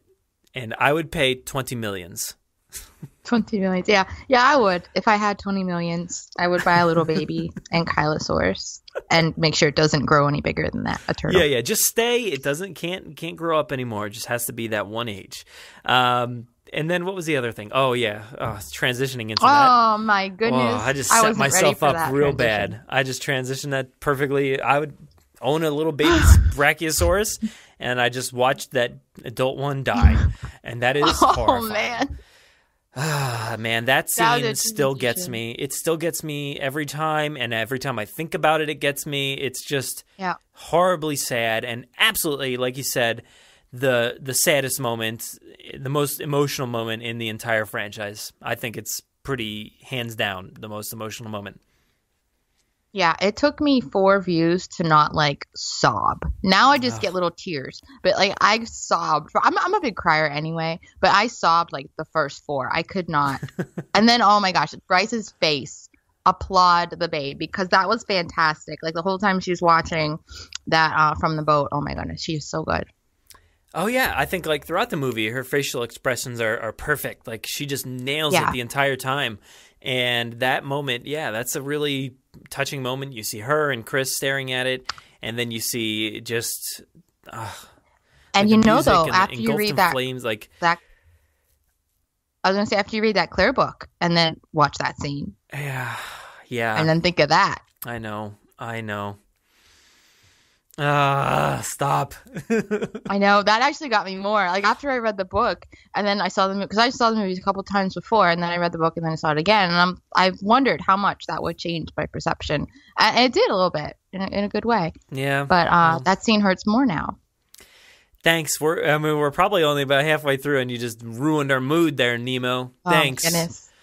Well, thanks though. That was a great voicemail. Let's move on here to an email from Ray. It says, "Hello, it's Ray from Australia again. I've already sent in a question, but this has been on my mind for a while, and I wanted to know your opinion. Do you feel as though the Jurassic franchise, particularly the newest editions, get unfair treatment from the critics and everyday fans due to nostalgia from the original, which was 25 years ago, mind you, and movies has changed formats, and the general pile-on nature of the internet? Personally, I feel they do, and they're unfairly treated. In my opinion, they are held to a higher standard of critiques, and it's not helpful that they are constantly compared to the original. When I hear criticisms, particularly the old, dumb dinosaur movie, I wonder why the Jurassic films are labeled as dumb, when other franchises, Marvel, I'm coming for you, skate by with insane plot lines, and it's fully accepted and praised. I'm not bitter, I promise. I'm just confused by this and wondered if others felt the same. Thank you for being a positive force for these films. Your friend from Australia, Ray." Yeah, I'm right there with you, Ray. And agreed. It's a weird feeling, because we've been sifting through it for the past 3 years, like trying to bypass all the just treatment, the unfair treatment of Jurassic World, and it seems to be happening again. And like we said earlier, I don't think it's really going to affect too much the future, but it is kind of tough to get through while it's happening, because it does feel unfair. I think it is unfair, and I don't necessarily understand the criticisms for this movie. I've come to terms with everybody's criticisms with Jurassic World. I get it. I get why people aren't liking certain aspects of these movies, I guess, but I do think it's a little unfair, and like how people are treated and how the extent of things that are just continually treaded upon, like the heels or Colin Trevorrow, like some of these things are just hit nonstop, and I don't understand why they're so unfairly treated when, like you said, other movies like Marvel, I personally love all those movies. I have a great time with them. But they are very similar in their structure and stuff like that. So I don't understand why people just trash Jurassic when, you know, these movies exist. And I do think, you know, this email is right where if you compare it to the original, people are going to start trashing it because it's not to the same level. I completely agree. And this is what bugs me more than anything in the world. Even before this movie came out, when it was announced that there was going to be a sequel to Jurassic World, all the articles came out saying, we don't need a sequel. We have had enough Jurassic. When's this franchise going to die? And I'm like, we've had one movie in 14 years. I mean, come on. And Star Wars just kicks them out every 6 months. And then Marvel has one every 5 months. Who knows? And then you have all superheroes everywhere and Star Wars everywhere and just all that. And I'm like, come on, how can you want to end this franchise and lobby to end this franchise when we've only had a couple and it's a planned trilogy? It's not coming out of nowhere. Like, it's a planned system here. And criticization, I'm broken. You know, that criticize thing, critique maybe that we get is the one that bothers me the most. Like, they didn't even see the movie yet because it was just announced at that point. Just the announcement alone brings up all that of, we need to end this franchise. We're done with it. We had too much. And there's that bothers me more than any critique of the movie itself. I hate that one. It really is bothersome. And, you know, even from the moment like the trailers came out for this movie, everybody was calling it dumb. Like, it's just a big dumb movie. It looks stupid. A lot of people were trashing like the volcano sequence and stuff like that. But for me, like, that is a classic element of dinosaur storytelling. Like, if you open up any old dinosaur book, it'll have like the incorrect dinosaurs and the way that they used to think they looked, but then it'll also have a volcano exploding in the background. And any kind of like old artwork you see, they always have volcanoes in there. And I think it's something that I've kind of wanted forever, is like that visual. And I think it did it well. And I've actually been surprised a lot of the critics didn't mind that moment. They actually thought that was a pretty good moment in the movie. So I'm like, oh, good. At least they turned around on that aspect. Maybe they don't like a lot of the other ones, but they're okay with that. So it's not as big and dumb as they assumed. But it's just, the criticisms are strange. A lot of people criticize the script in this movie. I don't necessarily see a huge problem with the script. I think everything's pretty standard for Jurassic. People talk about one-dimensional characters, but yeah, they've all kind of always been there. And yes, they are one-dimensional, but that's okay. I think it's okay. I don't get why every character has to be Oscar-worthy, you know, in that sense. I don't think every character needs to be, you know, fully fleshed out. We have Wheatley, who's just one-dimensional bad guy that just wants to pull out teeth and you know, collect his money. And we've seen that throughout the entire franchise over and over again. And I don't think that's wrong. You know, I don't think that's bad. So I don't really understand a ton of the critiques, and it's definitely unfair to me. Oh, 100%. I mean, I didn't even get to that part. But yeah, the critiques themselves, like, that's all opinion, that's whatever. But after just the idea of a second Jurassic World movie, and I was like, end the franchise is too much. Yeah. You just can't even take those things seriously when you look at the line of Star Wars and the line of Marvel and the line of every other franchise, Transformers even, that are just going forever. And we get like 2 in Jurassic World. Oh, too many. Can't do it. I know. It really bugs me because, and then you hear the people like out there that are like, oh, do they even have a fan base? Or are there anybody that even cares about these movies? And then we're all like sitting here like, yeah. I know. Yeah. Oh, and man, I remember that person. We all go crazy on those people on Twitter. We're like, hey, we're here, you know, check it out. Like, it's an actual fandom. It is real. People do care about this. So back off with your criticism because we care and we like it and we appreciate it and we want more. We want it to be expanded. You know what?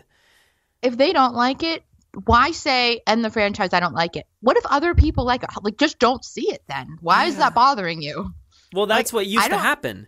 You know, in the old days, people would see a movie and be done with it if they didn't like it. But now everybody can criticize it and, spew their voice out there and just say like, I hate this, I hate that, I hate everything, and somebody will listen. So that's the problem. I'm sounding like an old person here with the internet, blah, blah, blah, but it is part of the problem. I love the internet. I love Twitter, but like it does create downward spiral for a lot of these films and stuff like that. So I don't know. Like I said earlier, just look past Twitter because there's a lot of great people. There's great people on Twitter too, but there's a lot of great conversation going on elsewhere. But yeah, thanks, Ray. That was great. And why don't we move on here to an MP3 from Caleb. So let's take a listen. If I can get it. Here it is. Hey, Brad and Jen. Whoa. It's Caleb. I got to see Fallen Kingdom with Jen and the Jurassics last week, and it was a blast. I loved it, and I have loved it the other times I've seen it since then as well. It just blows my mind. It's fantastic, but that's a long story. Anyway, I'm wondering, of the new characters in Fallen Kingdom, who are y'all's favorites? Whether it's Zia or Eli or Franklin. I honestly don't know who mine is yet, but I'm just wondering about y'all. So, anyway, #Jurassics. Hope to see you guys soon. You guys got a thing going on, huh? Jurassic. Yeah. 6 of us went to City Walk the weekend that it opened, and we saw it on City Walk, and they had like a hype thing, and we got free stuff, and we went to the park, and it was a really fun time. That's awesome. But yeah, so as far as favorite characters go, easy. That's a good question for me. Well, go ahead. What's your answer? Easy. Eli Mills. Loved him. Wish he didn't die because I really liked him a lot. I don't know if it's just a dude who played him, but I really enjoyed the way he played him then, I guess. I really enjoyed him. The others, I think I didn't care for one way or the other, but I specifically liked him most. Yeah. I was gonna bring up Mills, to be honest. I was gonna say, first off, I was gonna start with Zia.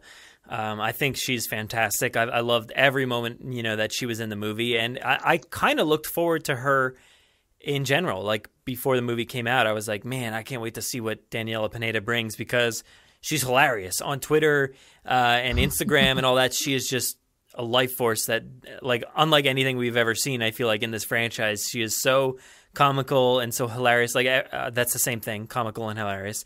But she's funny. I don't know. And I loved watching everything that she's done. So I was excited to see her in this, and she pulled it off. And she's a very memorable character moving forward here. And Eli, he's fantastic as well. Like the moment he's introduced, he is the most like charismatic bad guy like I feel like I've ever seen in this franchise. Like maybe you can call him one-dimensional, but like I think he's I don't know. I loved how he came down those stairs and he was just like, "Oh, hey, hi, Claire. Like, you remember me? I worked blah, blah, blah back in college." Like, he's so nice and he tries to fool them so good and then rips off like Maisie's head later on, like telling her to be quiet and get out of the room and stuff. And he is just a nasty villain, but he's also got this shade of like the good side where he just wants to fool you and he's like the nicest guy you've ever met. So I loved that aspect of his character. I loved everything about him. I loved how that just everything you mentioned, in addition to when he after the volcano sequence and the boat's leaving and then it goes into him and he's watching the boat. Like he's like, "Oh crap, like this is happening. Like we're here. This is really going to be a thing." And then he has to go and visit and meet with the other dude, the auction dude, and he's like a totally different thing. So I don't think he's one-dimensional. I think if anything, Zia and Franklin are extremely one-dimensional because she is like the same line and same delivery every single time she talks. And he's the same way. He is like the same line, the same delivery every time he talks. And I'm just like, that got old the first line. But he's different like every time depending on who he's talking to. And he has that selfish thing, and he has a little bit of morality going on a little bit, but he doesn't like let it go, let it happen there. And I like him. He has a lot going on.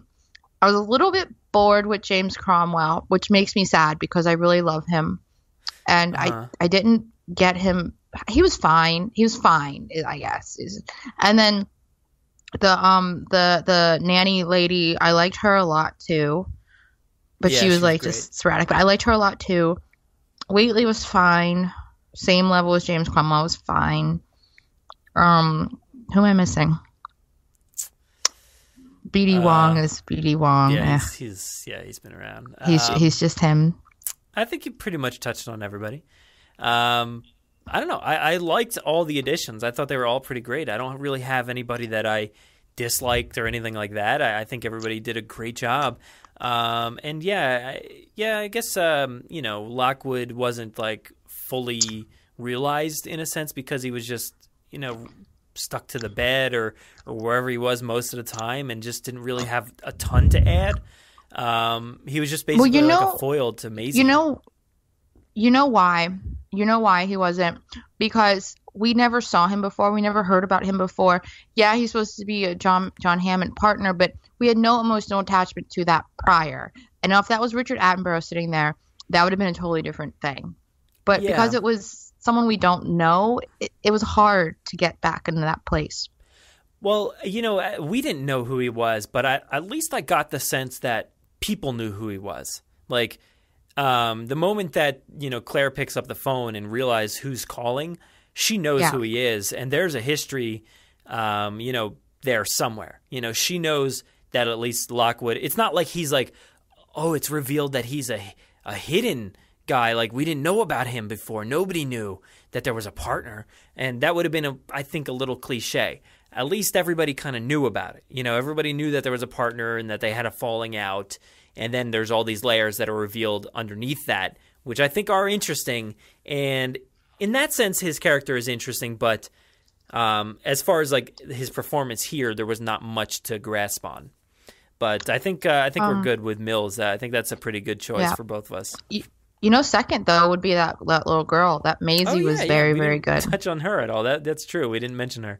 Isabella I liked Sermon. her a lot. She did a fantastic job acting and making it believable, and she was amazing. And I like the little like both argument. I know that still gets laughs in the theaters for me. Yeah, it's so good. Though, I even when I hear a bad review of this movie, I always hear a praising review for her. Even if they say this movie sucked, but the little girl was great. Like I hear that a lot. Like even if they hate the movie, I cannot find one person to say that they didn't like the kid. That she's gonna go places. Yeah. And I would assume one of those places is Jurassic World 3. So I would guess so. I don't think they could leave that thread untouched and just like kind of forget about it. So I think it'll be interesting to finally have like another returning character here. We don't always get a lot of returning characters. And they even talked about like, I think it was fairly obvious that it could have been like Jake Johnson's Lowry in the role of Franklin. I think we might have even talked about that. Like it was a possibility. I think Colin even just mentioned it in an interview that they had considered that, but then they just went with Franklin. So now we have another returning character, which is great. I'm going to love it. Or I hope. I mean, we're assuming, but I think it's a pretty safe bet. Yeah. But let's move on here. We got another one. Thank you, Caleb. What's this one? This one's from Tom. Oh, great. Tom set me up and said, like, I don't know, he's going to troll us or it's going to be tough or rough. I forget what he said. Let's just take a listen. Hey, Brad and Jen. Tom here. That was really energetic, but whatever. Basically, I'm going to make your lives absolute hell by asking you a horrible question. And that is, if you could only save one dinosaur from Isla Nublar, which dinosaur would you choose and why? Oh, and before you give that straight away obvious answer that I know you're thinking of, Mr. Jost, you cannot save a certain sauropod. There you go, guys. I've just ruined this entire episode, made everyone really, really emotional, and now I'm going to go back to eating my baked beans on toast. What? Enjoy. What's baked beans on toast? That must be an English thing. British thing. Tom, go eat it. Get out of here. Making us kill off a Brachiosaurus on purpose here, jerk. Man. All right, this is actually fairly easy, Tom. Jen, do you have a pick? I would save... Well, I'm liking those ankylosauruses, but you know what? I'm going to go with the T-Rex because that's my favorite forever, so... Yeah. Oh, man. I mean, that's tough. With Nemo's question, I didn't want to pick something that was like a brute force that's like I can't really keep it in my backyard or something like that. Like, what am I going to do with a T-Rex? And yeah, that kind of makes sense picking like she's a character. The T-Rex is a character. Oh man, I guess we also have Blue that we could choose from as well. I don't know. I'm gonna go with Stiggy though, because it's more in the lines of like I can like keep it like in my backyard or in my house, just like as a little pet because it's kind of small. We got a quick glimpse of it in that like stampede scene. It's like running past the gyrosphere or something around that point. So it was there, but no, it's running next to Chris Pratt. Yeah. And that's another one. I'm like, is it the same one? I don't think so, but maybe. I don't know. So yeah, that's my pick at least. And you get the T-Rex. So yeah, I'll take the T-Rex. I mean, that T-Rex is a piece of history. Yeah. So I got to save that history. I know. I didn't really think about that before Stiggy popped up in my head, but that is a good pick. Yeah, she's historic. I don't know how much longer she has left. I know I said that before. And what a failed theory on our parts, because we talked about that so much of how this could be the end because she's 30, almost she's got to be around 30 years old now, and it's just like, what are you going to do with her? How much longer can she live? But it's going to keep happening, I guess. Yep, I know. I thought this would have been the one. Yeah, with Fallen Kingdom, T-Rex Kingdom, I thought this was going to be the one. This was going to be the movie. It wasn't going to make it. Yet here we are. I'm pretty sure we talked about the exact scene. If we went back and listened to a bunch of the mailbags, I'm pretty sure we described the exact scene as the Brachiosaurus, to be honest. Except we had mentioned the T-Rex. That is exactly how it played out. You know what we did though? I liked what we did because we had it that the T-Rex naturally dies of natural causes on the island. Owen and Claire find it, and they have a sad moment. Maybe they're there when it dies. Another callback to the Apatosaurus kind of in that sense. And then they have to go because of the volcano, and then we see the volcano go over the cars. We saw over the T-Rex, over through the visitor center. I wish it would have went over more important things. Yeah. And I thought it would have went over the T-Rex as well. We would see the T-Rex get swallowed up by the lava. Yeah, I know. That definitely was a disappointment for me, is how quickly, and we've talked about the pacing, just how quickly they got off the island and didn't really sit with it, Yep. Because I know it's hard to say because the Brachiosaurus send-off was phenomenal and obviously super emotional, but I would have absolutely loved to have seen more from the island because as far as I'm concerned, the island is fine, to be honest. It doesn't really seem like that much got destroyed. There's I was thinking of that too. There's a wide shot that shows a few crevices and stuff like that are covered in lava, but it's only the north side. It's not like the rest of the island. So how bad is it? There's I'm going to say 100% there are still dinosaurs on that island. But I don't know. As far as they're telling us, that was the last time we'll see it. So I don't know. It's an interesting point that was not brought up by Tom at all, but we've just sidetracked into it. I know. I mean, if this was the killing of the island, I really think they should have shown other pieces from the first movie.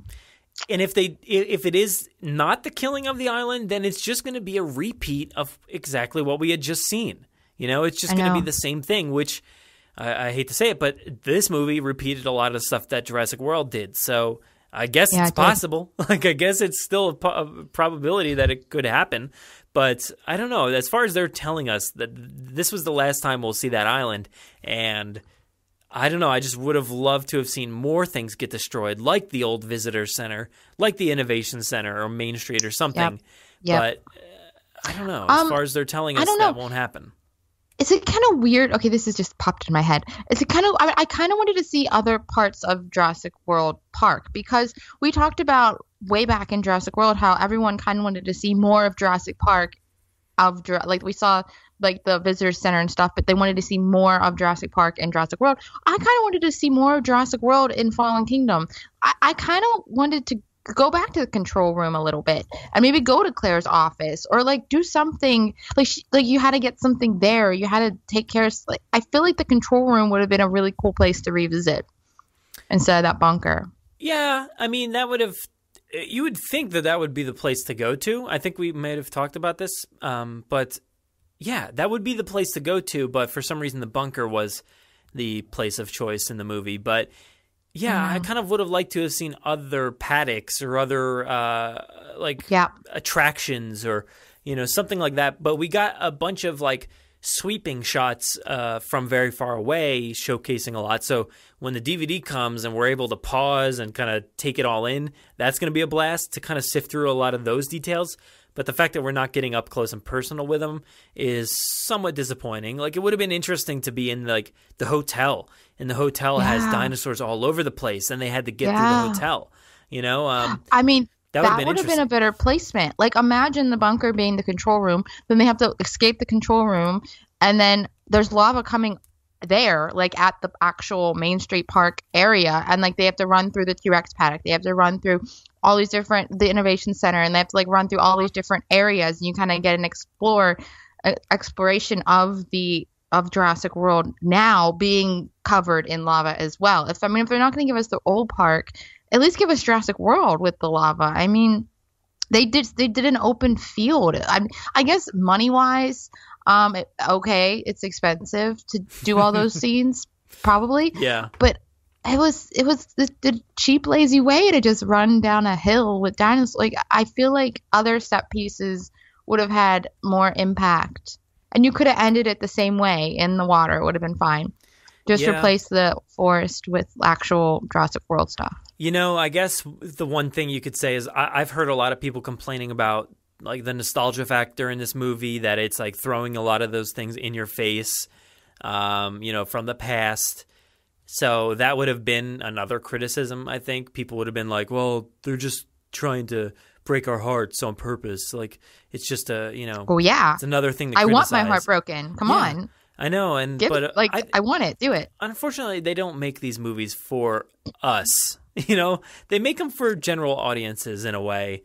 There's little things here and there that are made for the hardcore fans, but if they wanted to do everything that we wanted to see, it would be a 6-hour movie. It just wouldn't work out. Yeah, I know. It's fine for us, but for the general public, they don't want that. They want something short and sweet. And a funny criticism was some guy I was listening to on a podcast was like, this movie was long. And I'm like, what? What? That is the farthest criticism that I've ever heard from being true. I mean, it's 2 hours and 8 minutes or something like that, or 4 minutes. And it feels quick to me. Maybe it's just because I love the movie and I want it to be longer, but it felt like a quick ride, and I was, enthralled with it the entire time, but it didn't feel long ever. No, it went too fast. It went too. It wasn't long enough, in my opinion. I mean, every scene should have been 15, 30 seconds longer. It should have laid at the end a little bit, let you catch up. Even the Maisie reveal when Mills says her thing, the dinosaur comes and then they're running. You're like, wait, I don't even. I need to get that for a second. I have heard criticism from fans, legit fans, about how it wasn't expanded upon, but I think that's a thread that they're just leaving open for the future, and people are saying it's a bad script or it's bad stuff like that they didn't explain that. But I think that it's more so leaving that thread hanging for the future, giving us something to talk about for the next 3 years, and giving the next movie something to tell. Because if they had just explained everything right there, it would have been having Bryce go and find a pair of sneakers in the last movie. It just would have been a scene that you just don't need, So I don't know. I kind of like that the thread is open, that it was unanswered and it was treated like, something small. But there was a lot of stuff going on. They didn't have a lot of time to think about the ethics and the morality of cloning and have a debate about it and all that stuff. There was many dinosaurs loose in that mansion. You can't sit there and think about this and have somebody explain it. I don't know. And if they had done it earlier when things were safe, it just would have been way too soon to reveal it.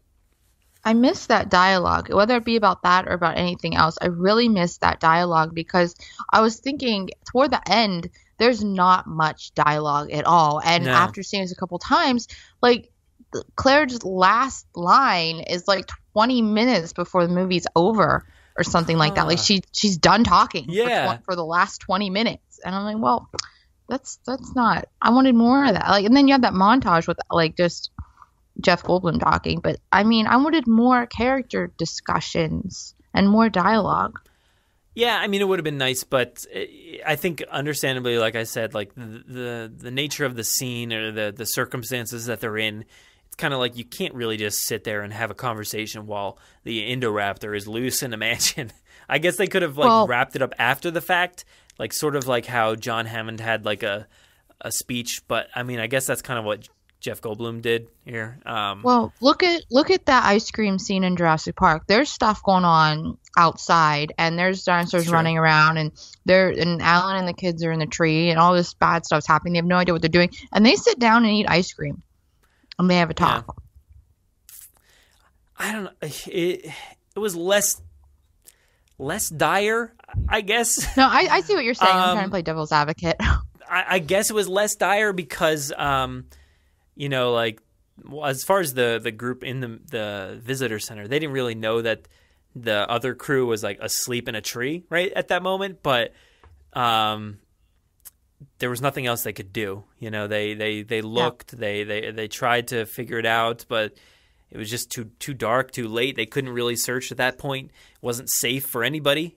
More people are gonna die. So they had a second to sit and chat. Maybe there could have been a locked room or something. In the cell with Owen and Claire in the cell, like there was that moment they could have done that, and they did it a little bit. But I don't know if anyone here listening or you, Brad, heard the full audio of that scene where Claire mentions Ms. Ronnie and having control over things. Like there's more to that dialogue, and it was just chopped up all over the place, and it was a lot shorter, which disappointed me. I don't think I've heard that. I forget. It's in some trailer. It's in some Chinese TV spot. It's not the Chinese trailer. It's in like a TV spot for Japan or something.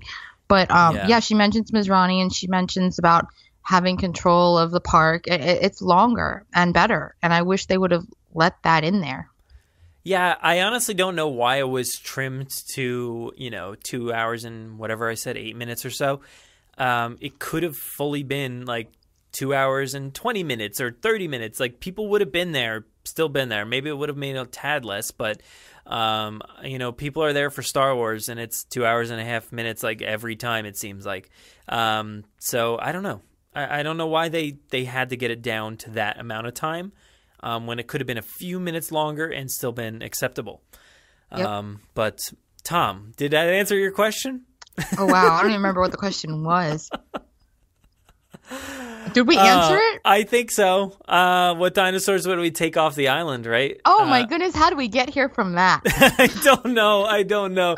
Oh my god, I have no idea. Oh wow. But let's move on. Thanks, Tom. Where's my notes here? Okay, so we're going to move over to a voicemail from Becky. So let's take a listen. Hi, hey. Jurassic Park Podcast. Hi, Brad and Jen. Hey. It's Becky. I am so sad that I missed calling in before Fallen Kingdom, but I had just received news that I was going to be hired on a film out in Atlanta, and I was moving and crazy.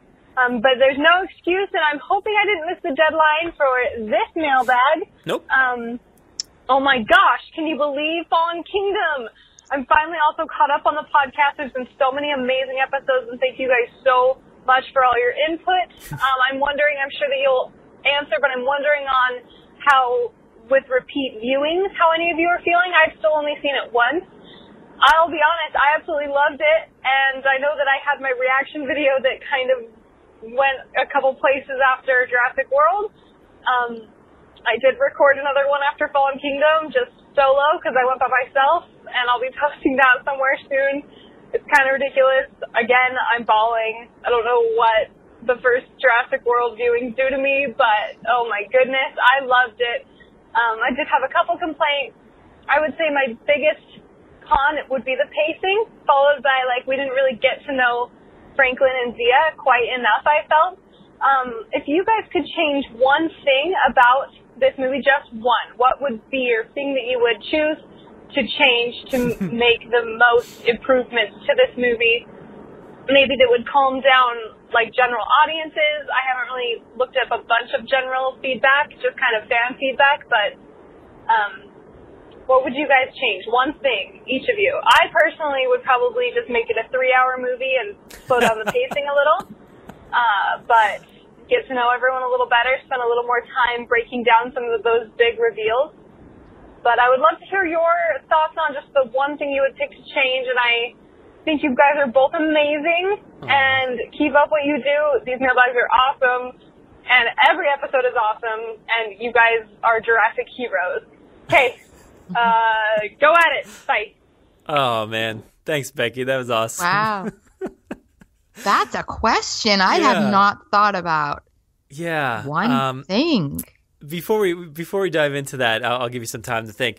It's been interesting, like, doing these podcasts leading up to this movie, because I had a feeling that people would tune out, to be honest, just because I know a lot of people didn't want to know all the details, even though we tried to stay, like, pretty spoiler-free for the most part. I definitely let people know big time, like, oh, there's going to be some big spoilers here, so tune out. But, you know, I tried to keep it, like, light and easy to listen to, but I knew a lot of people would, like, tune out and catch up later on. So I hope people are, like, kind of diving back into some of those episodes. We had a lot of great stuff, so I might have to, like, do like a catch-up episode or something just to kind of like make people understand what we did during June, because there was like 11 episodes in the month. It was like out of control. It was just so many episodes. So yeah, I apologize profusely every episode. Like, I'm sorry guys, there's more episodes coming. But yeah, it's great to hear that people are still diving into them, and thanks, Becky. That feels good to know that you're like, you know, still diving into them, even though, you know, you tuned out for a little while. So that's good. Did you think of one thing to change? And a good thing that she brought up is maybe one thing general audiences would change, or what you think general audiences would like changed. And maybe what about you? What would you like changed? Yeah, that's a two-part question.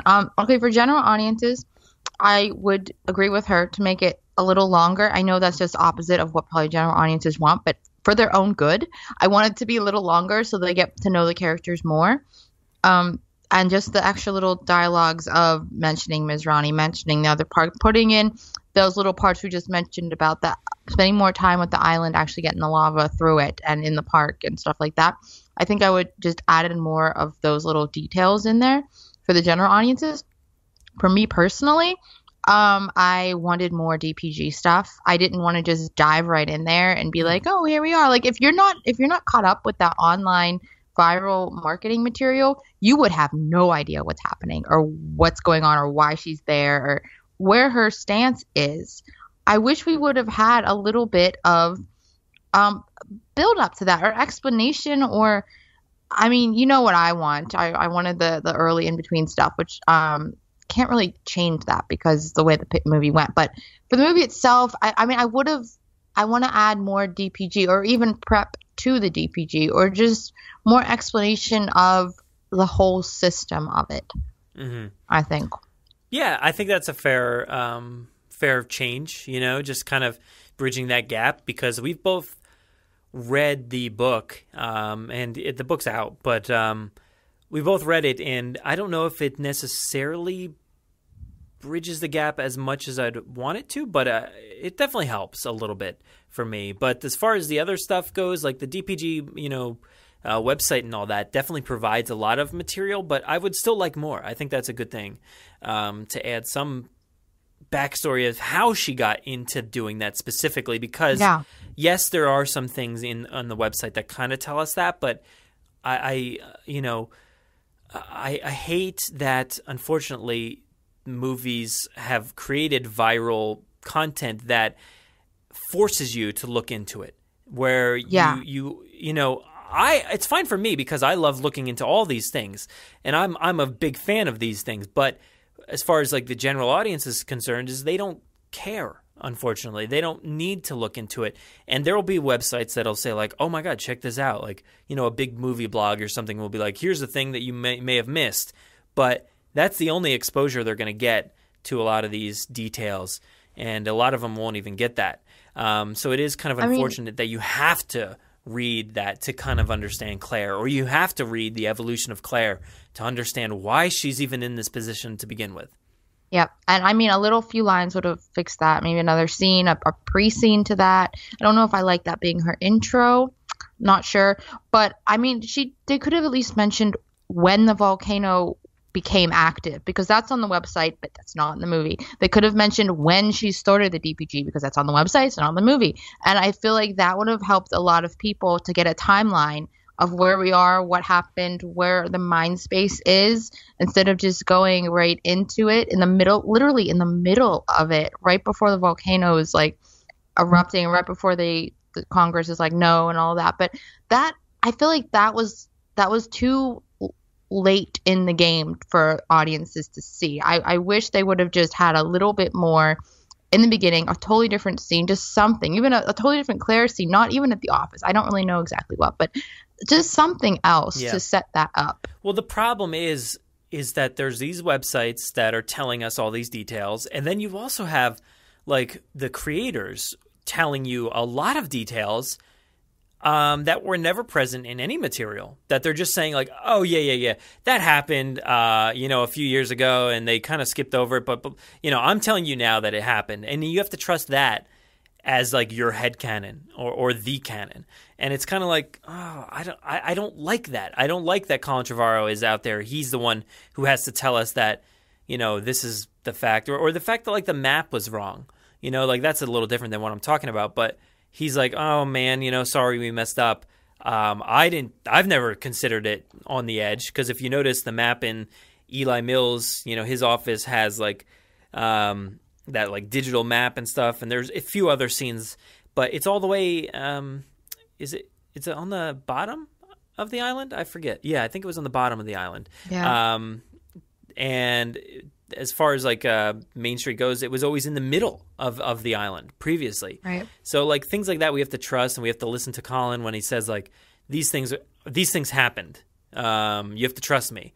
And I don't like that, to be honest. I kind of wish they would just tell us in the movie, or show us, don't tell, but like I just want to know in the movie somehow. But again, they cut it down to a certain length to kind of appease the general audience, and that's the things that get cut. So I mean, honestly, my conspiracy that I've been wanting for so long, I'll choose that, because then that would have built on the DPG, and that would have fixed all of my everything I just explained about how I want more DPG background.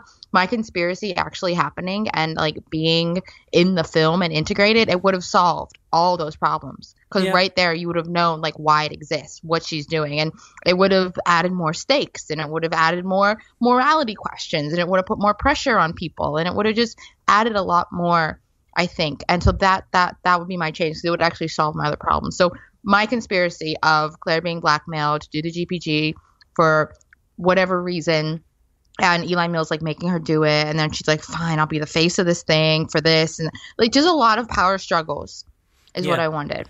Claire is a pretty resilient character, with all the struggles that she's faced, dating back to the her college years and for real, and after Jurassic World. Like, she's pretty resilient, and it never shows like on her. So I don't know if that's just like a failed part on the filmmakers to not like show her transforming in that sense, or she's just really resilient and she just bounces back pretty easily. Like, she has no PTSD after any of these situations that she's been in.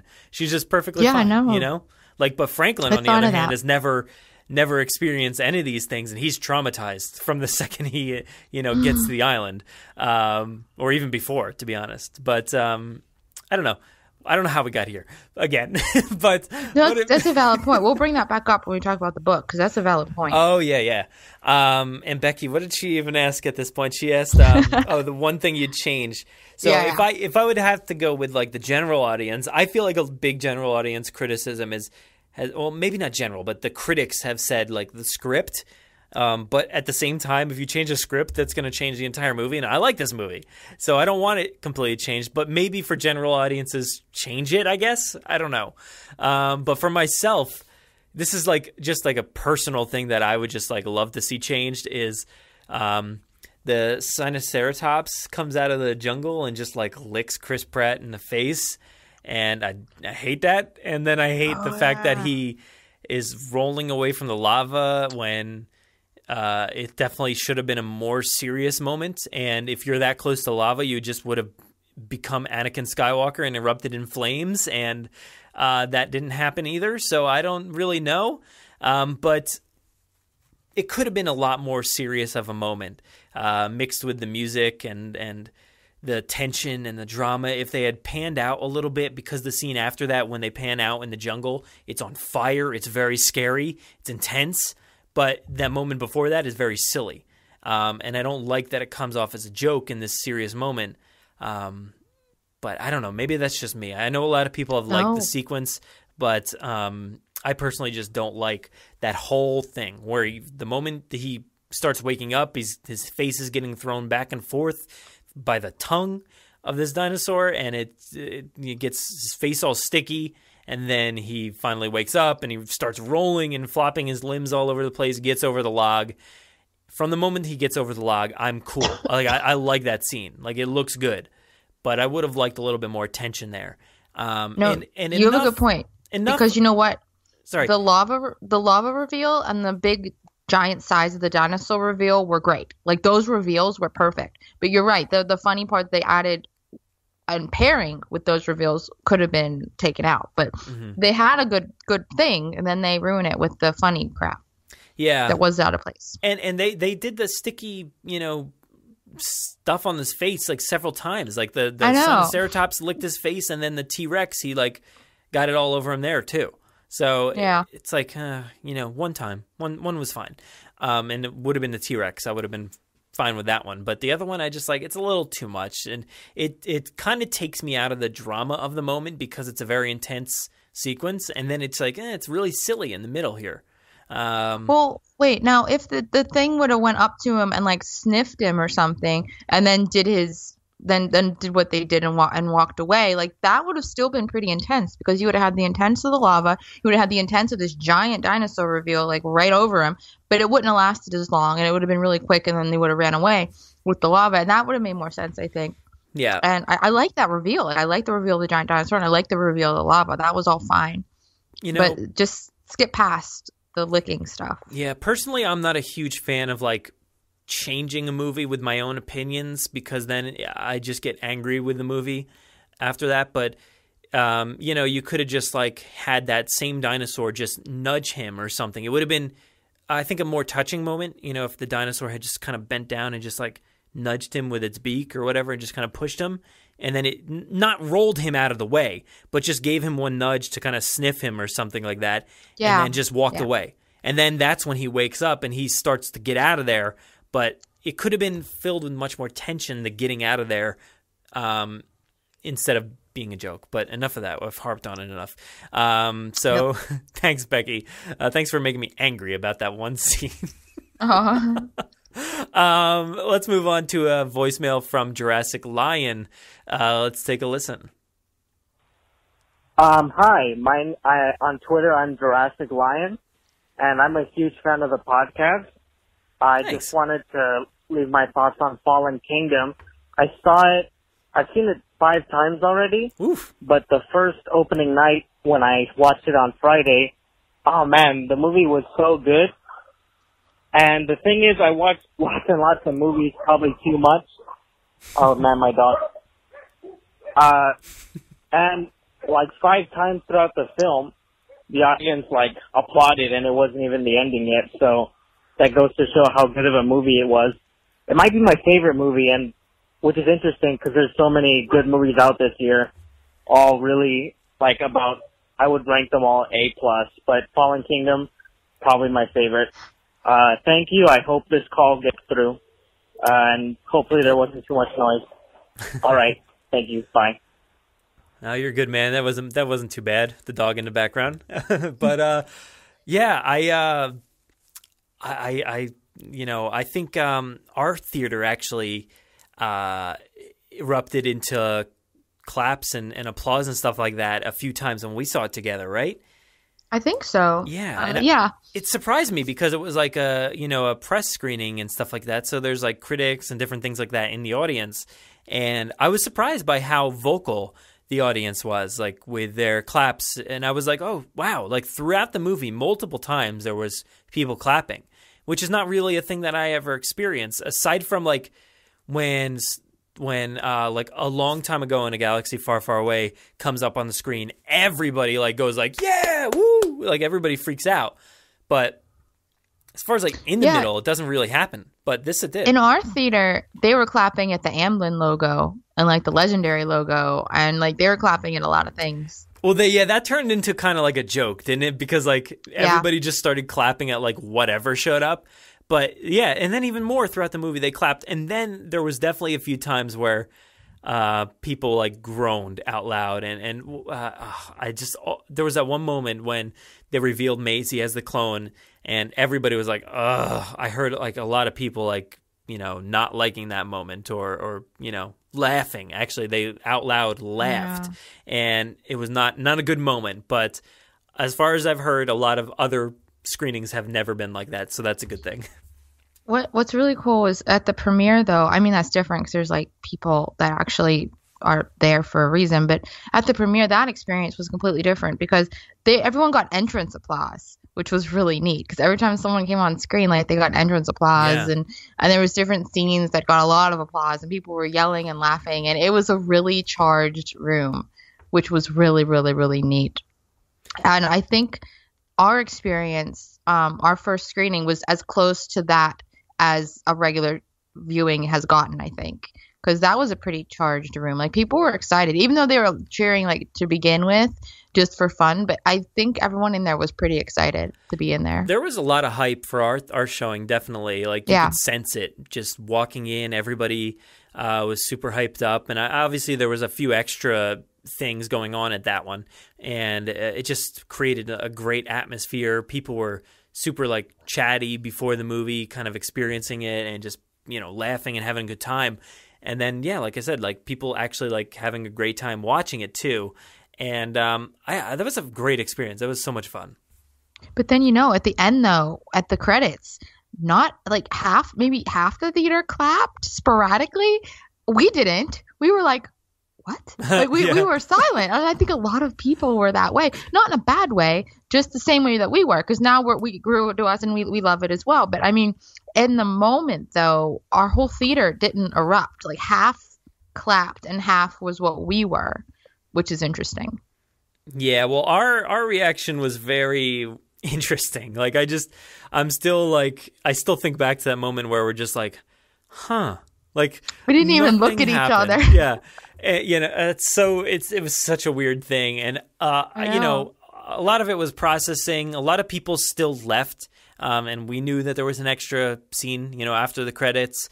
But a lot of people didn't, so they got out of there. But I'm sitting there most of that time searching for, contributor Aaron Beyer, who is actually in the credits of Jurassic World Fallen Kingdom. So if you guys want to see his name, there's that moment in the score. So if you're listening to the final tune that comes on, throughout the credits, towards the end of that track, there's that like very Jaws-like moment that everybody talks about, and it kind of builds and builds and builds. If you pay attention during that moment, you'll actually see his name in the credits under the 3D kind of stereoscopic. He's laughing at me right now like, dude, come on. But it's in that section, which is awesome. So I was sitting there like while we're all sitting there waiting, I'm like, where is it? Where's his name? I couldn't find it. And then since then I've found it several times, but it's fun to keep your eye out for. That's awesome. I wonder what that feels like. What did it feel like to have your name in a Jurassic World credits? It feels nice to know somebody with the name in the credits. Yeah. But I think your experience really changes your outlook on a film too. If you have a bad theater, you might have a bad reaction to the movie. If people are chatting the whole time or looking at their phones or doing this or that, you're going to have a bad experience. You're going to be angry the whole time. You're not going to get into it. I know I've experienced movies that way before and just like not had a great time overall because the theater was not the best. But hopefully everybody gets a good theater and enjoys the movie, because I think that really depends. Yeah, what's really neat, I just saw it a few days ago with my dad, as I've been saying, as the latest time. And by now it's been out a week or so, and you're not getting like the first timers as much, I don't think. But in our theater, it was surprisingly vocal. And there wasn't a whole bunch of people, maybe 20, 25 maybe. We went early at like 10 o'clock, so there wasn't a whole lot of people. But it was a vocal theater for being out already almost a week and not that many people. So that was a pleasant surprise. That was a really good experience. That's awesome.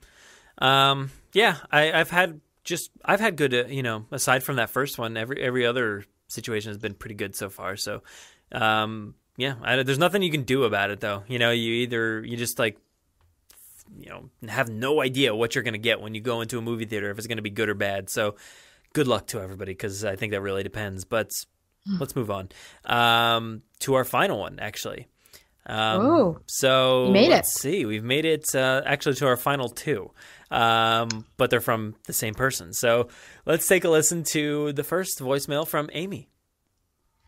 Hi, guys. It's Amy. I know it's been a while, but I made sure to call in this month, and after this month, I'm just going to keep the ball rolling for basically forever, when hopefully you guys are on the radio or on the podcast forever. Anyways, so yeah, I hope you guys have been well, and I just wanted to say to both of you and to the podcast, like, thank you guys so much for keeping up with everything Jurassic World Fallen Kingdom, and giving us all of your listeners a scoop.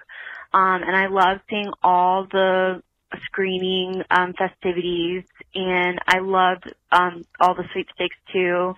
And also, I just want to personally thank Jen for doing the Claire Pop Funko sweepstakes that I was randomly drawn for. I love her. So thank you, Jen.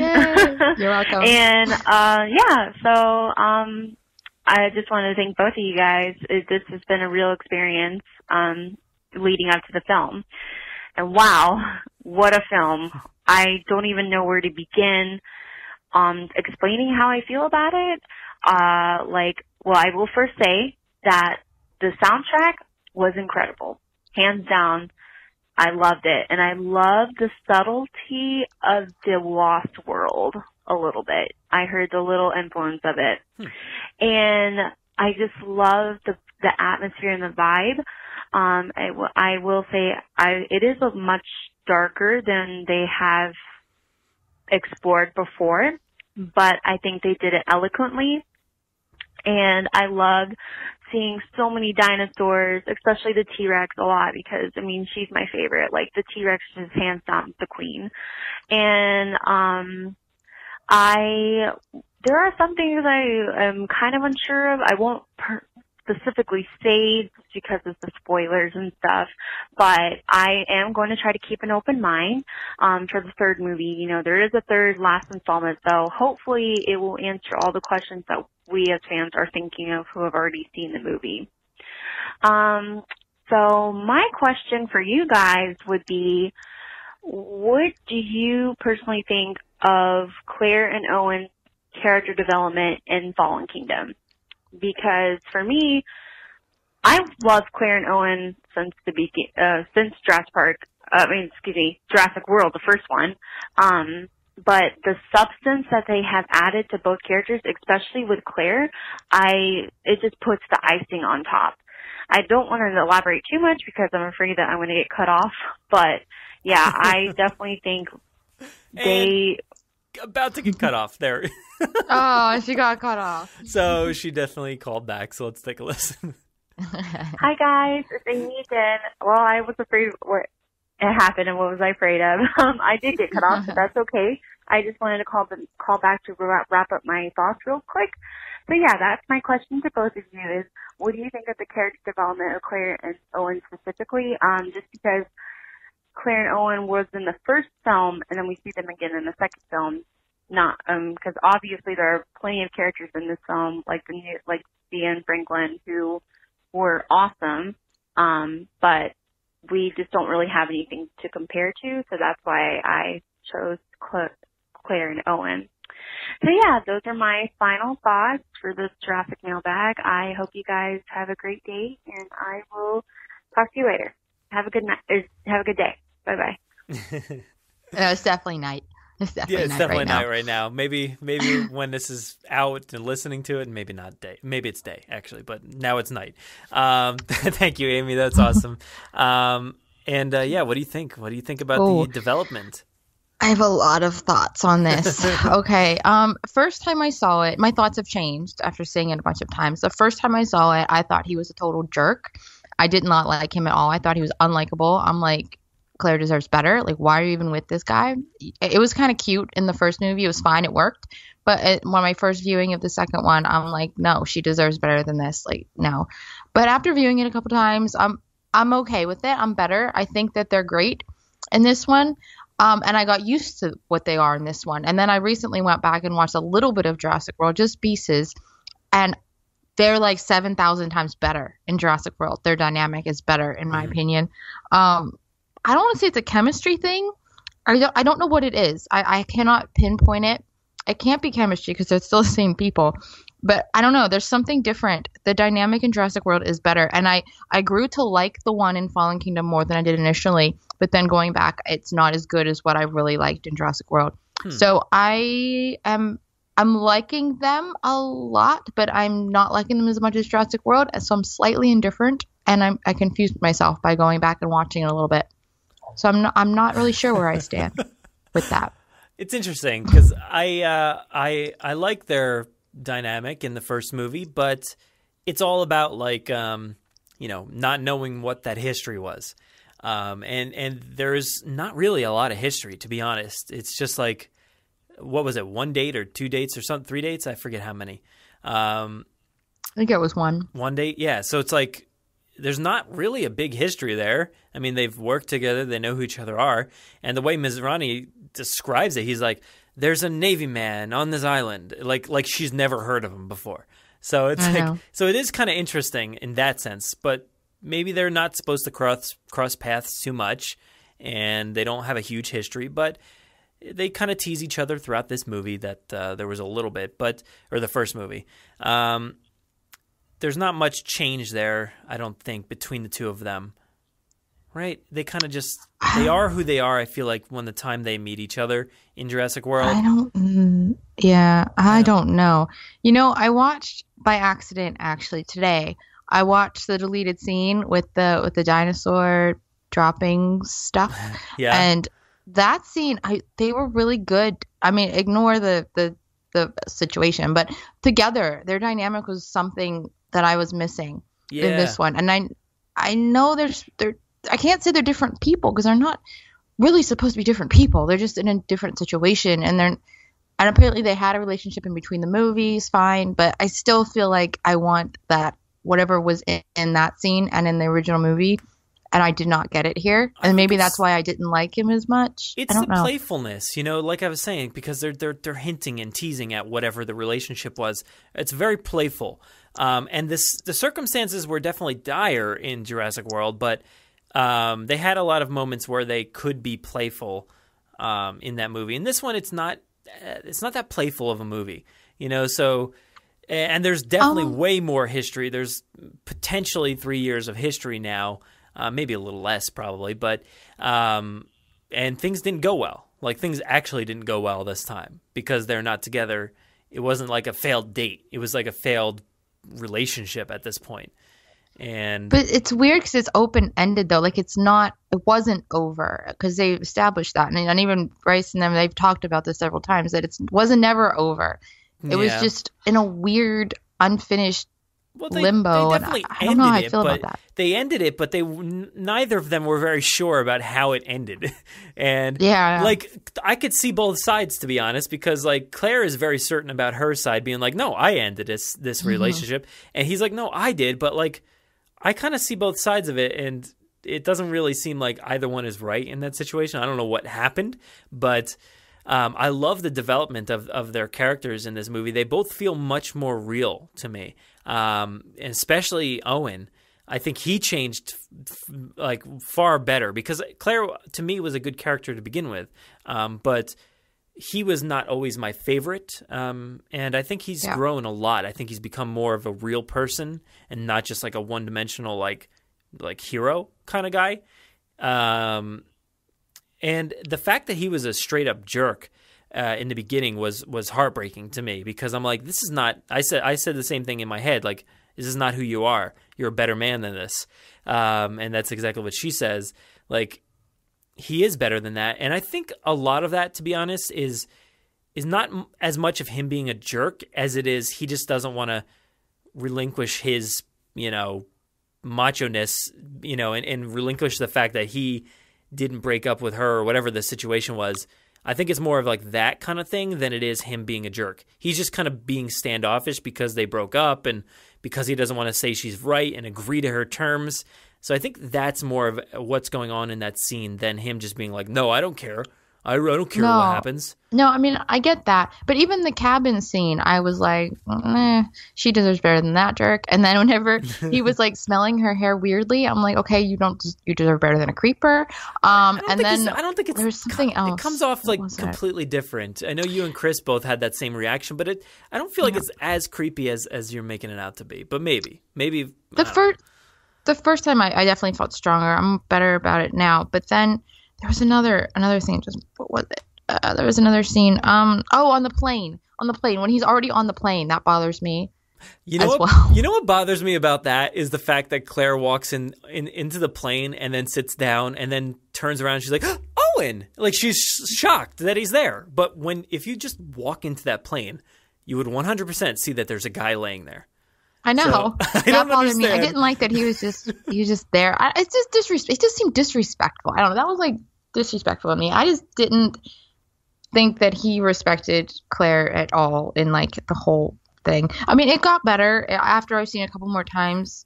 I'm better, but my first initial reaction was that. And I feel like at least in the first movie, he teased her a lot, but I still think he had like some kind of respect for her. It could just be totally me being wrong, which is quite possible. Well, no, I mean, it's valid, but I'm not sure. I'm not getting like the disrespect. Yeah, I don't know where portion of I don't it, know but... what I don't know where I'm getting it either.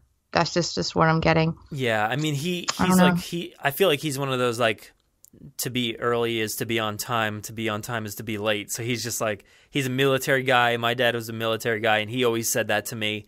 And I feel like he would do the same thing. He would be there early, and he was there. He was asleep, like in the back of the plane, ready to go, and everybody else shows up late. Where were you guys? So I could kind of see that kind of situation going on. Do you know what I did really like? When they were in those big trucks and they were going down Main Street, and they had like that discussion internally. Yeah. When they were looking at that, I like that. I like that a lot. Like a lot of bad times, and he's like, a lot of good and some good or whatever. That was pretty nice. I thought that was a nice touch. But where do they go? Like, to me, it's kind of the same trajectory though. Like the way they start and end both movies. Yep. Apart. Even though, like I said, there wasn't really a history in the first movie. It was just one date. But it's similar trajectory where they were together and then they weren't, and then now they are again. So that's what we're assuming here, that they're basically like parents now, Yeah. I would assume. I mean, I heard a lot of people, Bryce, Chris, and Colin have said that they didn't want to repeat the same beats of the first movie with them, but they've repeated the exact same beats. Yeah. So I don't really know what they were saying with that, because it's the exact same thing, basically. Yeah, they relived the same story twice. Relationship-wise, definitely do. I would say, Chris Pratt was, or I always go back and forth between actual names and character names. Owen was less of a hero in the first movie than he was in this movie.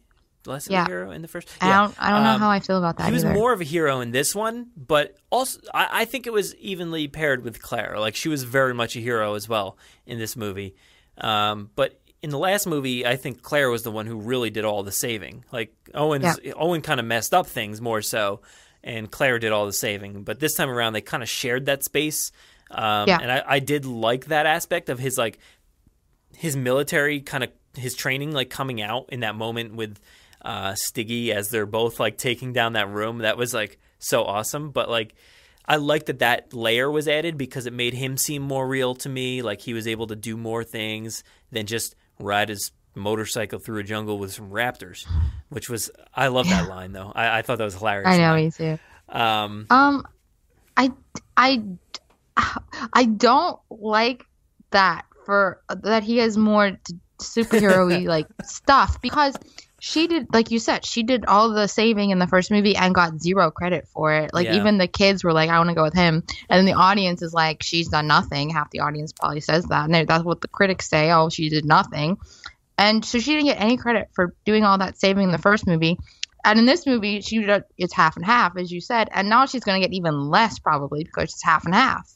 But also, that same circumstance happens again because Maisie goes to him and hugs him and wants to be with him. Oh my gosh. Could we talk about that for a second? Yeah. Whenever she climbs out of that dumbwaiter and runs to him, that's another change I need, because it would have paralleled Claire and Gray's hug like perfectly, because she would have like actually hugged her and actually like had that she was missing in the first movie, and it would have shown growth for her, because now she's actually hugging a child like properly and enjoying it. I could see that. I'll one up that in a way, I think, but it's somewhat problematic, but also a very awesome thing that I didn't even notice. My wife actually pointed this out to me more so, is the fact that in the movie they talk about Blue, right? So this I feel like this revelation is coming 2 hours into this podcast. A good discussion here we're going to have with this moment. But throughout the movie, Dr. Wu and Mills, and they're talking about getting Blue, and she's injured, and Dr. Wu is freaking out. He's like, but we need her in good health, because if she's not in good health, she can't be a mother to the Indominus or Indoraptor Part 2.0. She needs a mother. All right, so that's the setup. So this new dinosaur needs a mother to kind of replicate those training features so that it can become the biggest, baddest creature ever created. So then we get, or actually just before that moment, we got Maisie watching these videos, right, of Blue and Owen. And Owen is basically the alpha that he's always talked about. I'm the alpha. So basically he's the mother to Blue. And, he's doing all these things, and Blue's comforting him and following his training.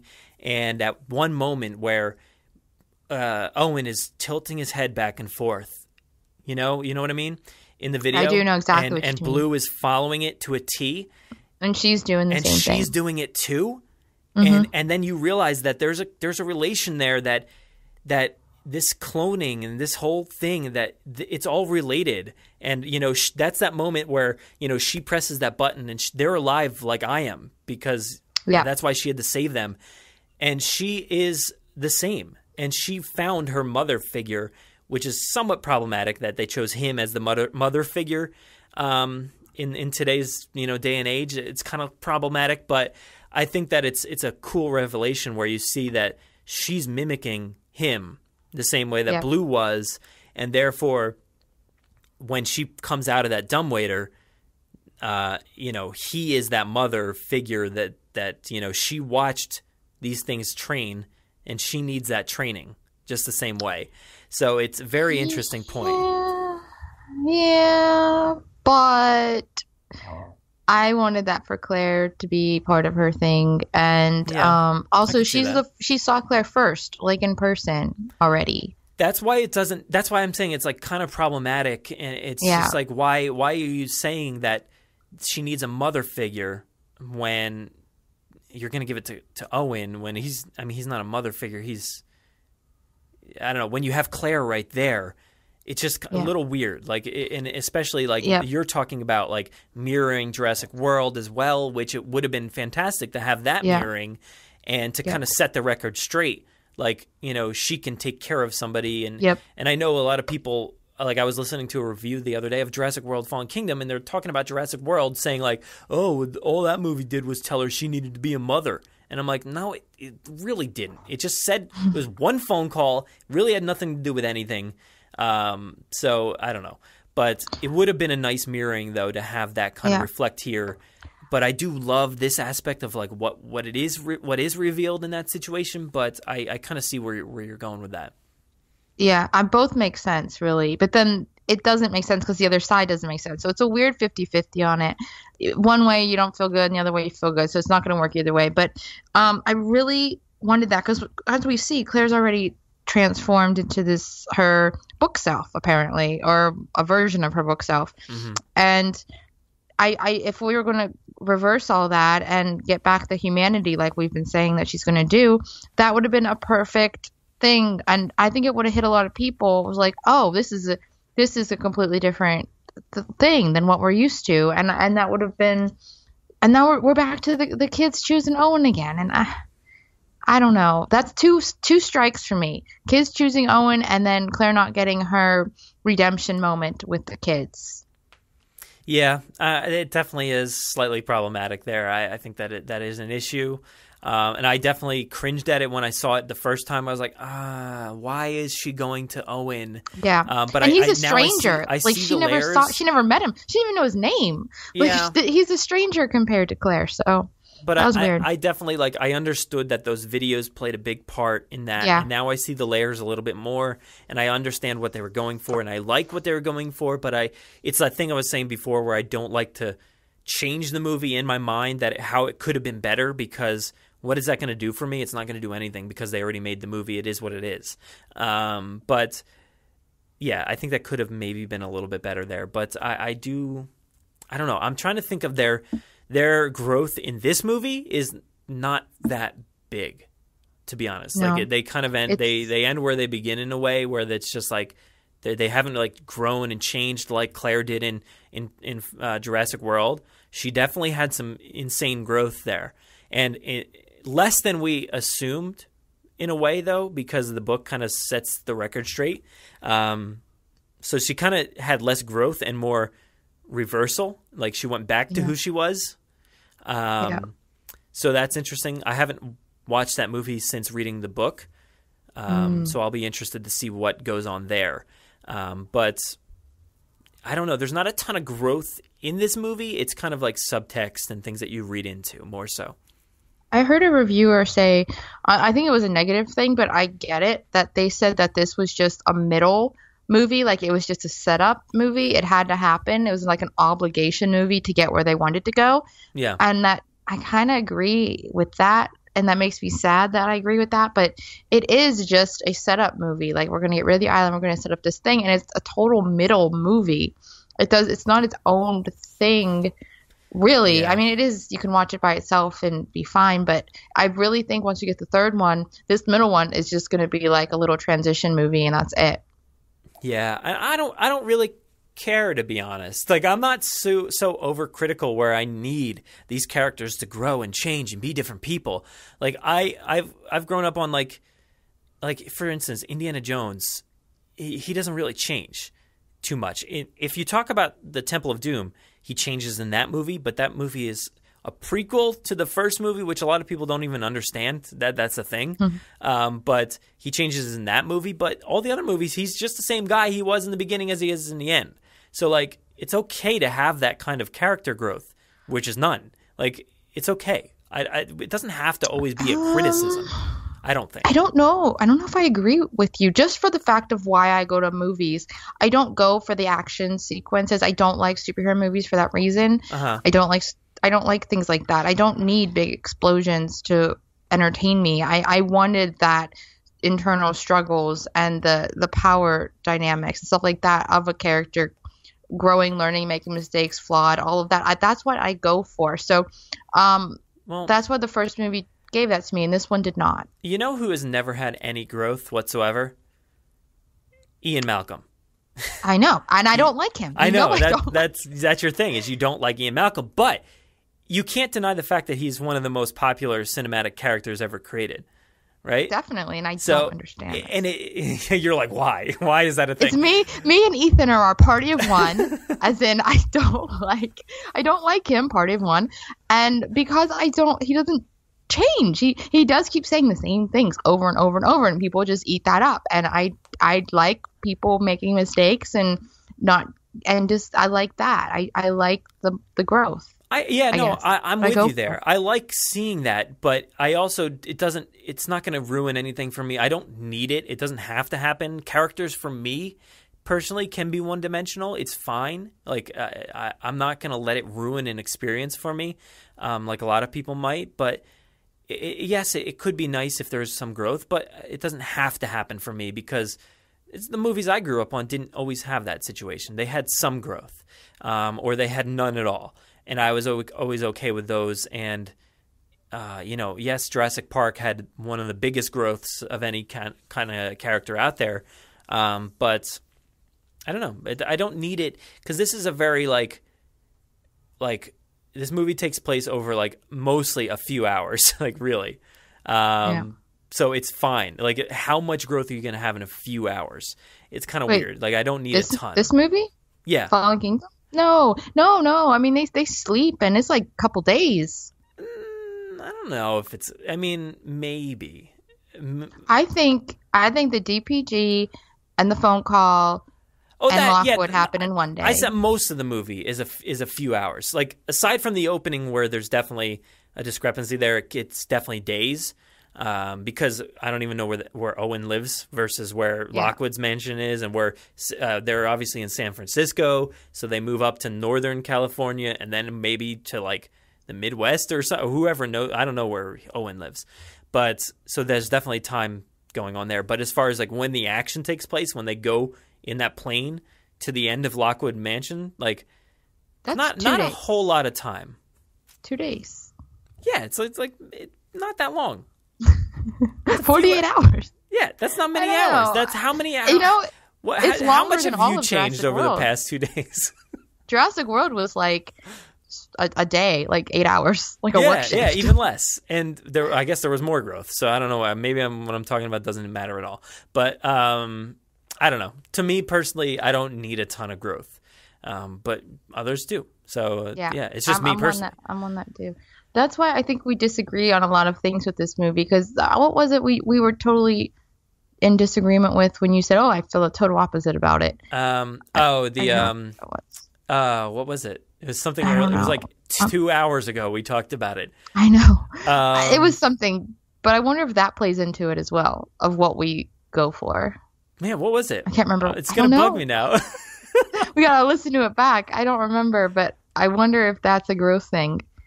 That oh my gosh. Oh, the T-Rex going into the cage. Oh, the T-Rex going. Okay, maybe not. That doesn't count. That T-Rex grows a lot in this movie. By the end of the movie, she actually doesn't at all. She's been striking poses since 1993, so she's not changed ever. She still like loves goats. That's it. Consistency. That's a consistent character there. But yeah, I definitely go for the character struggles, the character developments, the character involvement. Because I've always said Jurassic Park is a character movie, a person movie, a moral movie, and the dinosaurs are just set pieces and props and animals that they're dealing with. And I agree. I want that to follow through, and it didn't really do that for me here. Yeah, I can get that. Like I said, I agree that it doesn't really change. Like nothing really happens. It's a transition movie. If they skim over everything, it's a transition, definitely. Yeah. So hopefully we see some change, but I don't think we'll get a lot of change in their characters moving forward. I don't really think so. I don't know. No. I feel like movies these days, characters don't change too much from movie to movie, especially big tentpole action movies. Except in between the movie where they don't explain anything and you're automatically in a DPG office. You're like, wait, what? I missed the entire change. Yeah. Like, what was this? I need someone to write me a book in those 3 years. Tess, come on, write the book in those 3 years. I'll take that book. I think, like, as far as the change between, like, her becoming this dinosaur, like, protection person, like, I don't, outside of that, I don't feel like she changed that much, to be honest. Like, because she knew how to handle herself, and she knows how to handle herself. It's just like that emotional disconnect that changed, right? I'm still trying to figure this out because I don't see I made it in my mind that, okay, yeah, it's the same character, same personality, yes, and then I go back and watch a little bit of Jurassic World, and I'm like, no, this is different. I'm still not prepared to answer that question. I'm not there. I haven't watched enough. I haven't thought about this enough. I haven't watched both movies enough to really answer that. Yeah. But I will in the future. The first half of the movie, maybe I could get on board with what you're saying. Like she is very different of a character, but I feel like by the time she's ties a shirt around her waist and is basically like, he's like, what is this? She's like, I'm ready to go. Like from that moment on, I feel like she's the Claire that we see throughout the rest of the series. Does that make sense? I think so.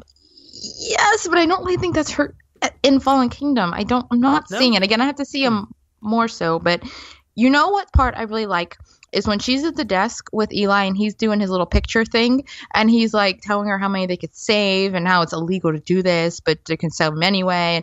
And that is my Claire right there when she's at the desk and he's telling her about her park and she's like, I know, and he's like all this stuff, and then she's like really, really into it. Like there's a lot going on in there, and that's what I missed. I'm pretty sure there's a moment at that desk where her eyes light up so much, and I'm like, that is the best. Like I love her acting in this movie.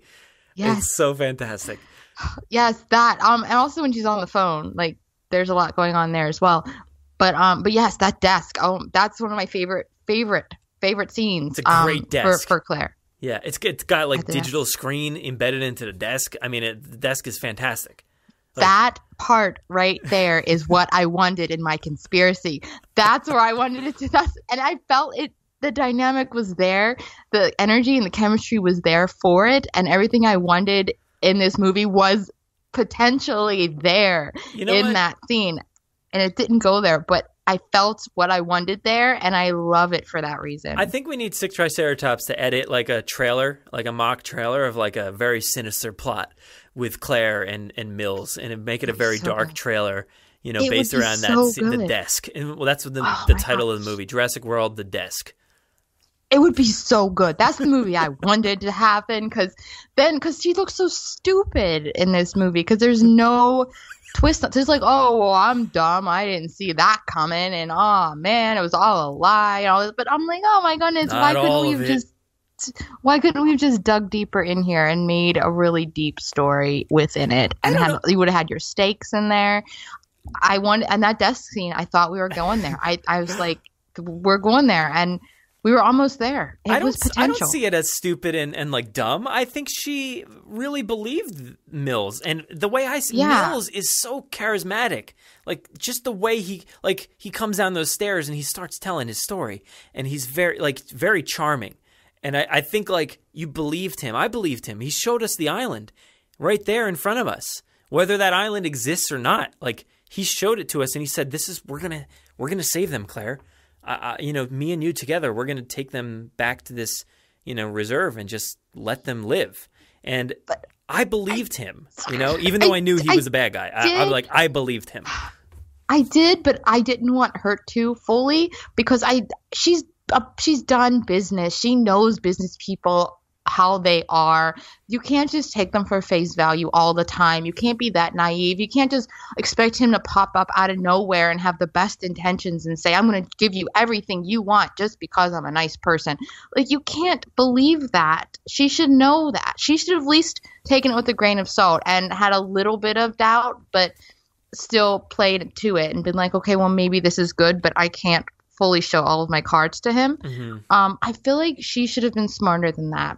Just for who she is and what she's done. And I wanted that. I didn't want her to fall into that trap completely blind. And that's exactly what happened. But at that same time, in that sequence, she is super smart because she recognizes him from years and years ago. And she knows him. So she has this somewhat relationship there that she knows the guy. She knows who he is. And I don't know, maybe that influenced her blindness in that situation to this. And I think the extravagance of Lockwood at the same time, like his mansion, John Hammond on the wall, like it's alluring. And she believed into that scenario that it was real because they have the funds to do this. They have the ability to do this. Why wouldn't Lockwood help? I mean, he would have. He was intending to. Right. But, you know, why not believe them? I would believe it, I think, myself, too. So I can't fault her for that, but I don't know. Maybe it was. It would have made it more interesting if she didn't just fully go with it, I think. But that death scene is very, very good. I like the Claire that I see in that death scene. I wish that was the Claire I got in the entire movie, actually. Yeah, I don't know. I'm still feeling it out. I'm still figuring it out.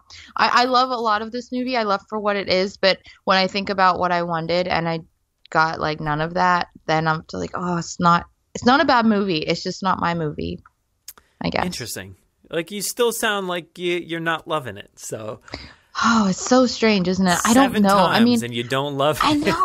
You know, though, I love it though. When I'm like, the volcano sequence is so good, and the gyrosphere sequence is so good, and I like Claire a lot. What she had in this movie, I have no problems with. I even said that on the spoiler thing that we did originally. I was like, I have no problems with her, and I still have no problems with her.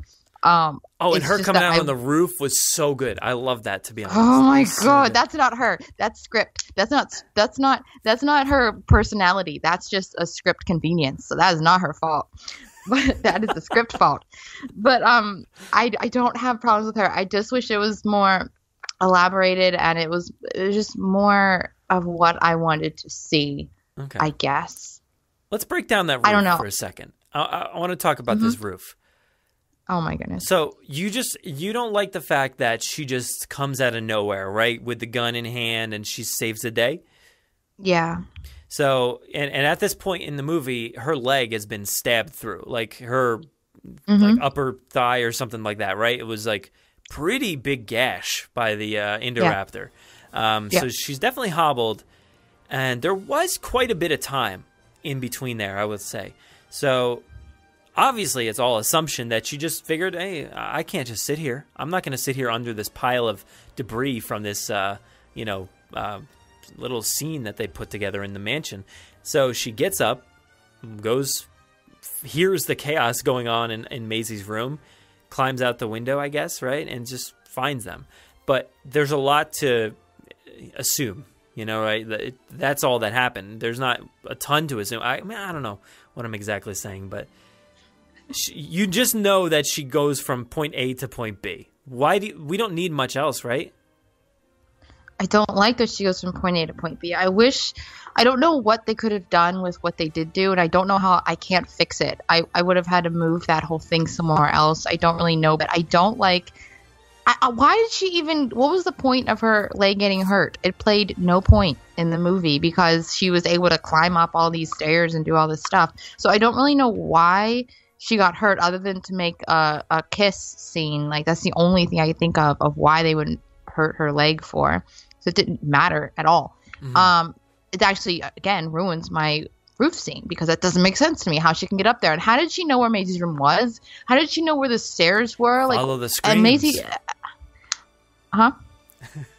You don't know the Lost World that well. I just quoted the Lost World. I said follow the screams.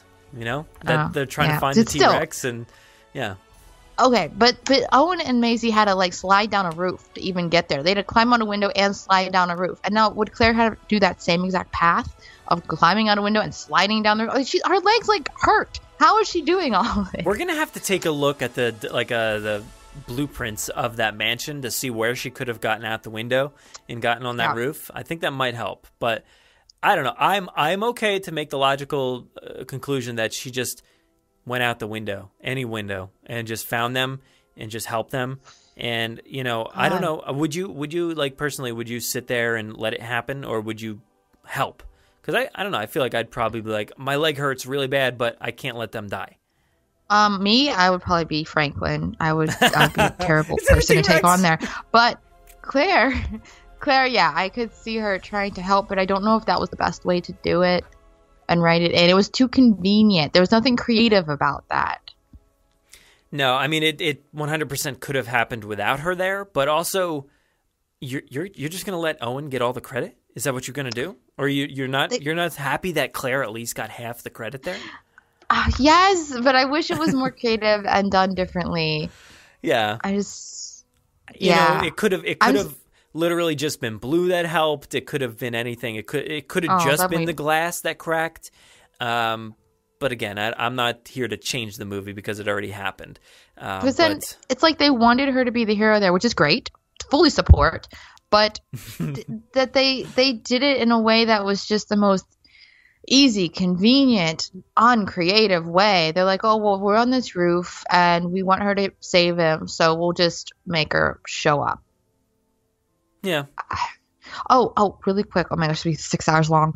Did you hear, or anyone listening hear about the scene that was the ending that was originally written? It was a little different, where when Claire gets hurt, there's a scene there where they leave, Owen leaves, and it comes back to her, and she finds Iris like dying, like the Indoraptor got her, and she told Claire who Maisie is. The clone story was revealed there.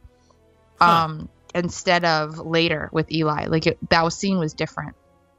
Did you hear about that? No, I don't know if I like that any more so than the way it was revealed, to be honest. I feel like, again, that would just, like, you're at the climax of the movie. At least when Mills says it, it's a little bit earlier.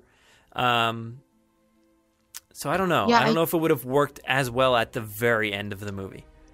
I would have to see it in full context of in the film in general, but that's an interesting thing that she would have had an extra scene there and that Iris would have died, like telling her about the little girl. It would have been out of place because then if we go back to the roof and then Claire gets to the roof and then all of a sudden, I don't know, it would have been a weird thing, but that's an interesting way to look at it, that reveal. Yeah. I don't know. I'm okay with it. I like the roof scene. I like the mirroring of Sarah Harding, you know. I like that. I like how it kind of reflects her tranking the T-Rex in The Lost World. It's kind of nice. I don't know. Stop making me hate this movie. I don't hate it. Okay. See, I don't hate it, but the more we talk about it, I'm not feeling it. I don't hate it. Because when I watch it, I enjoy it. I'm having a good time. Like, I really, after seeing it just a couple days ago, I was like, oh man, that is a good movie. Like, that is a really good movie. But then when we talk about the problems, when we talk about what I'd rather see, then I don't like it as much. That's why in the movie and watching it in the moment, I'm liking it. That's my suggestion is don't do that. You're just going to ruin it for yourself. But with Jurassic World, that doesn't happen. Like, we could talk about Jurassic World from here until eternity, and I will not hate it. I cannot find anything wrong with that. That bothers me that much. Yeah. I love that Well, that's, movie. yeah. I mean, I could nitpick all these movies apart and just say, like, you could do this better or that better, but it's not going to do you any good, you know? But I don't know if I could find that with Jurassic World, though. That's my thing. No. I can't find something that would be like, oh, I wish that was done better because then I'd like it more. And then I'd be like, oh, well, maybe it wasn't a good movie because they didn't do that. I don't have that with Jurassic World nearly as much as I have it with this one. Okay. Which is interesting. Fair. Yeah. I don't know. I just choose to not do that as much as possible because I've learned the hard way in a way. And this movie and The Last Jedi and stuff like that, they've been like rough goes, you know, seeing movies for the first time. So I don't know. You just got to kind of watch the movie that is on screen and not, you know, create your own version. And that's hard when you're talking about them all the time, you know? And talking about movies and doing a podcast, you tend to rely on negative aspects. It's easier to discuss because we could sit here all day and be like, oh, yeah, I liked it. It was good. It was a good movie. I liked it.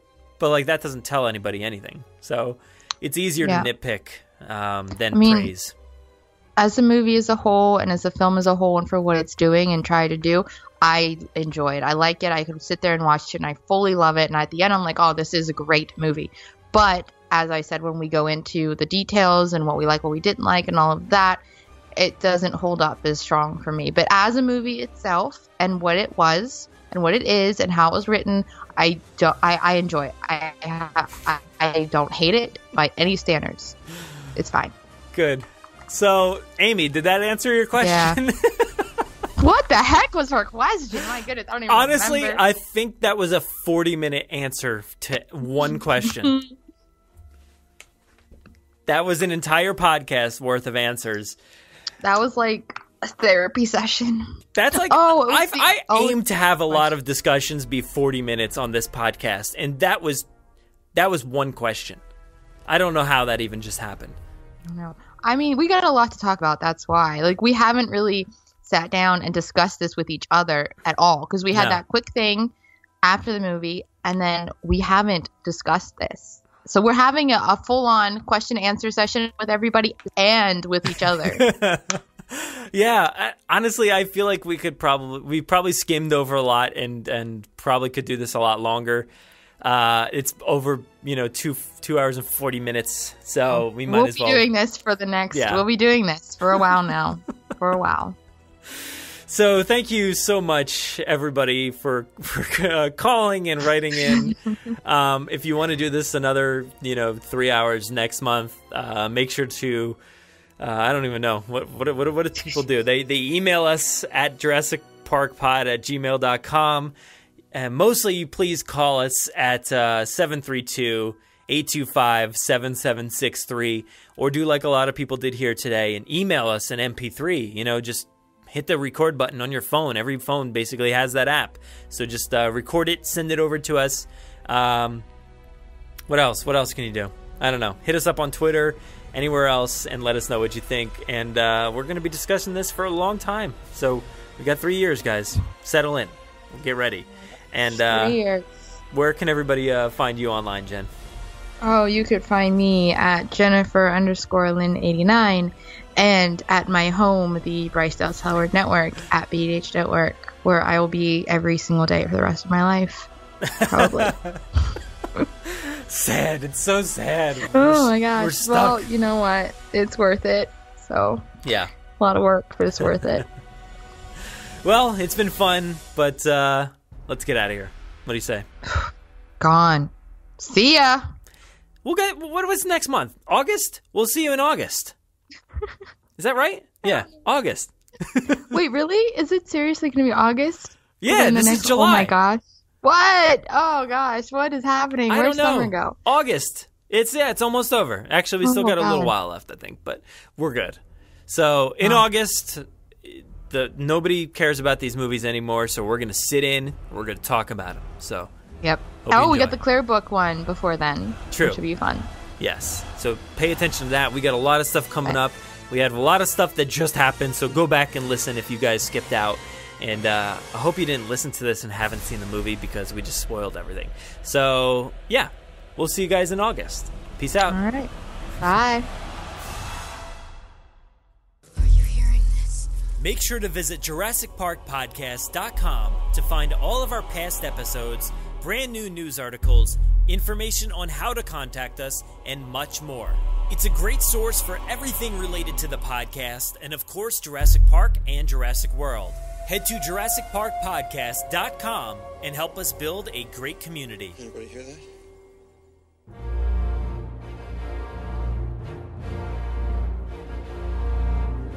Thanks for listening to the 157th episode of the Jurassic Park Podcast. Of course, a big thanks to Jen for joining me for the July Jurassic Mailbag. As always, we had a ton of fun. Obviously, we recorded for 2 hours and 40 minutes and could have kept going. I hope you all enjoyed it just as much as we did. And don't forget to start calling in for the next Jurassic Mailbag. Call our voicemail line at 732-825-7763. Send us a voice memo to our email, JurassicParkPod@gmail.com, and message us via our contact form on JurassicParkPodcast.com. If you want to interact with us, we do most of our work over on Twitter at Jurassic Park Pod. We're also on Facebook at Facebook.com/Jurassic Park Podcast, and our Instagram handle is at Jurassic Park Podcast. You can listen to us via Apple Podcasts, Spotify, Google Podcasts, YouTube, our website, or wherever else podcasts are found. So make sure to subscribe to automatically get new episodes every week. If you haven't already, please give us a 5-star review on Apple Podcasts. It will seriously help out our rankings and make it easier for Jurassic fans like you to find us. Don't forget to check out JurassicParkPodcast.com to find everything you heard here today. If you want to get a hold of us, you can email us with any news stories, MP3s, comments, or if you want to debut a segment of your own, send them to JurassicParkPod@gmail.com.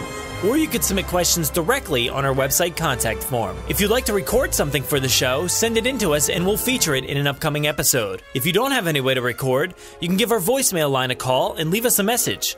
That number is 732-825-7763. Thanks for listening and enjoy. No, I'm simply saying that life finds a way. You will remember to wash your hands before you eat anything.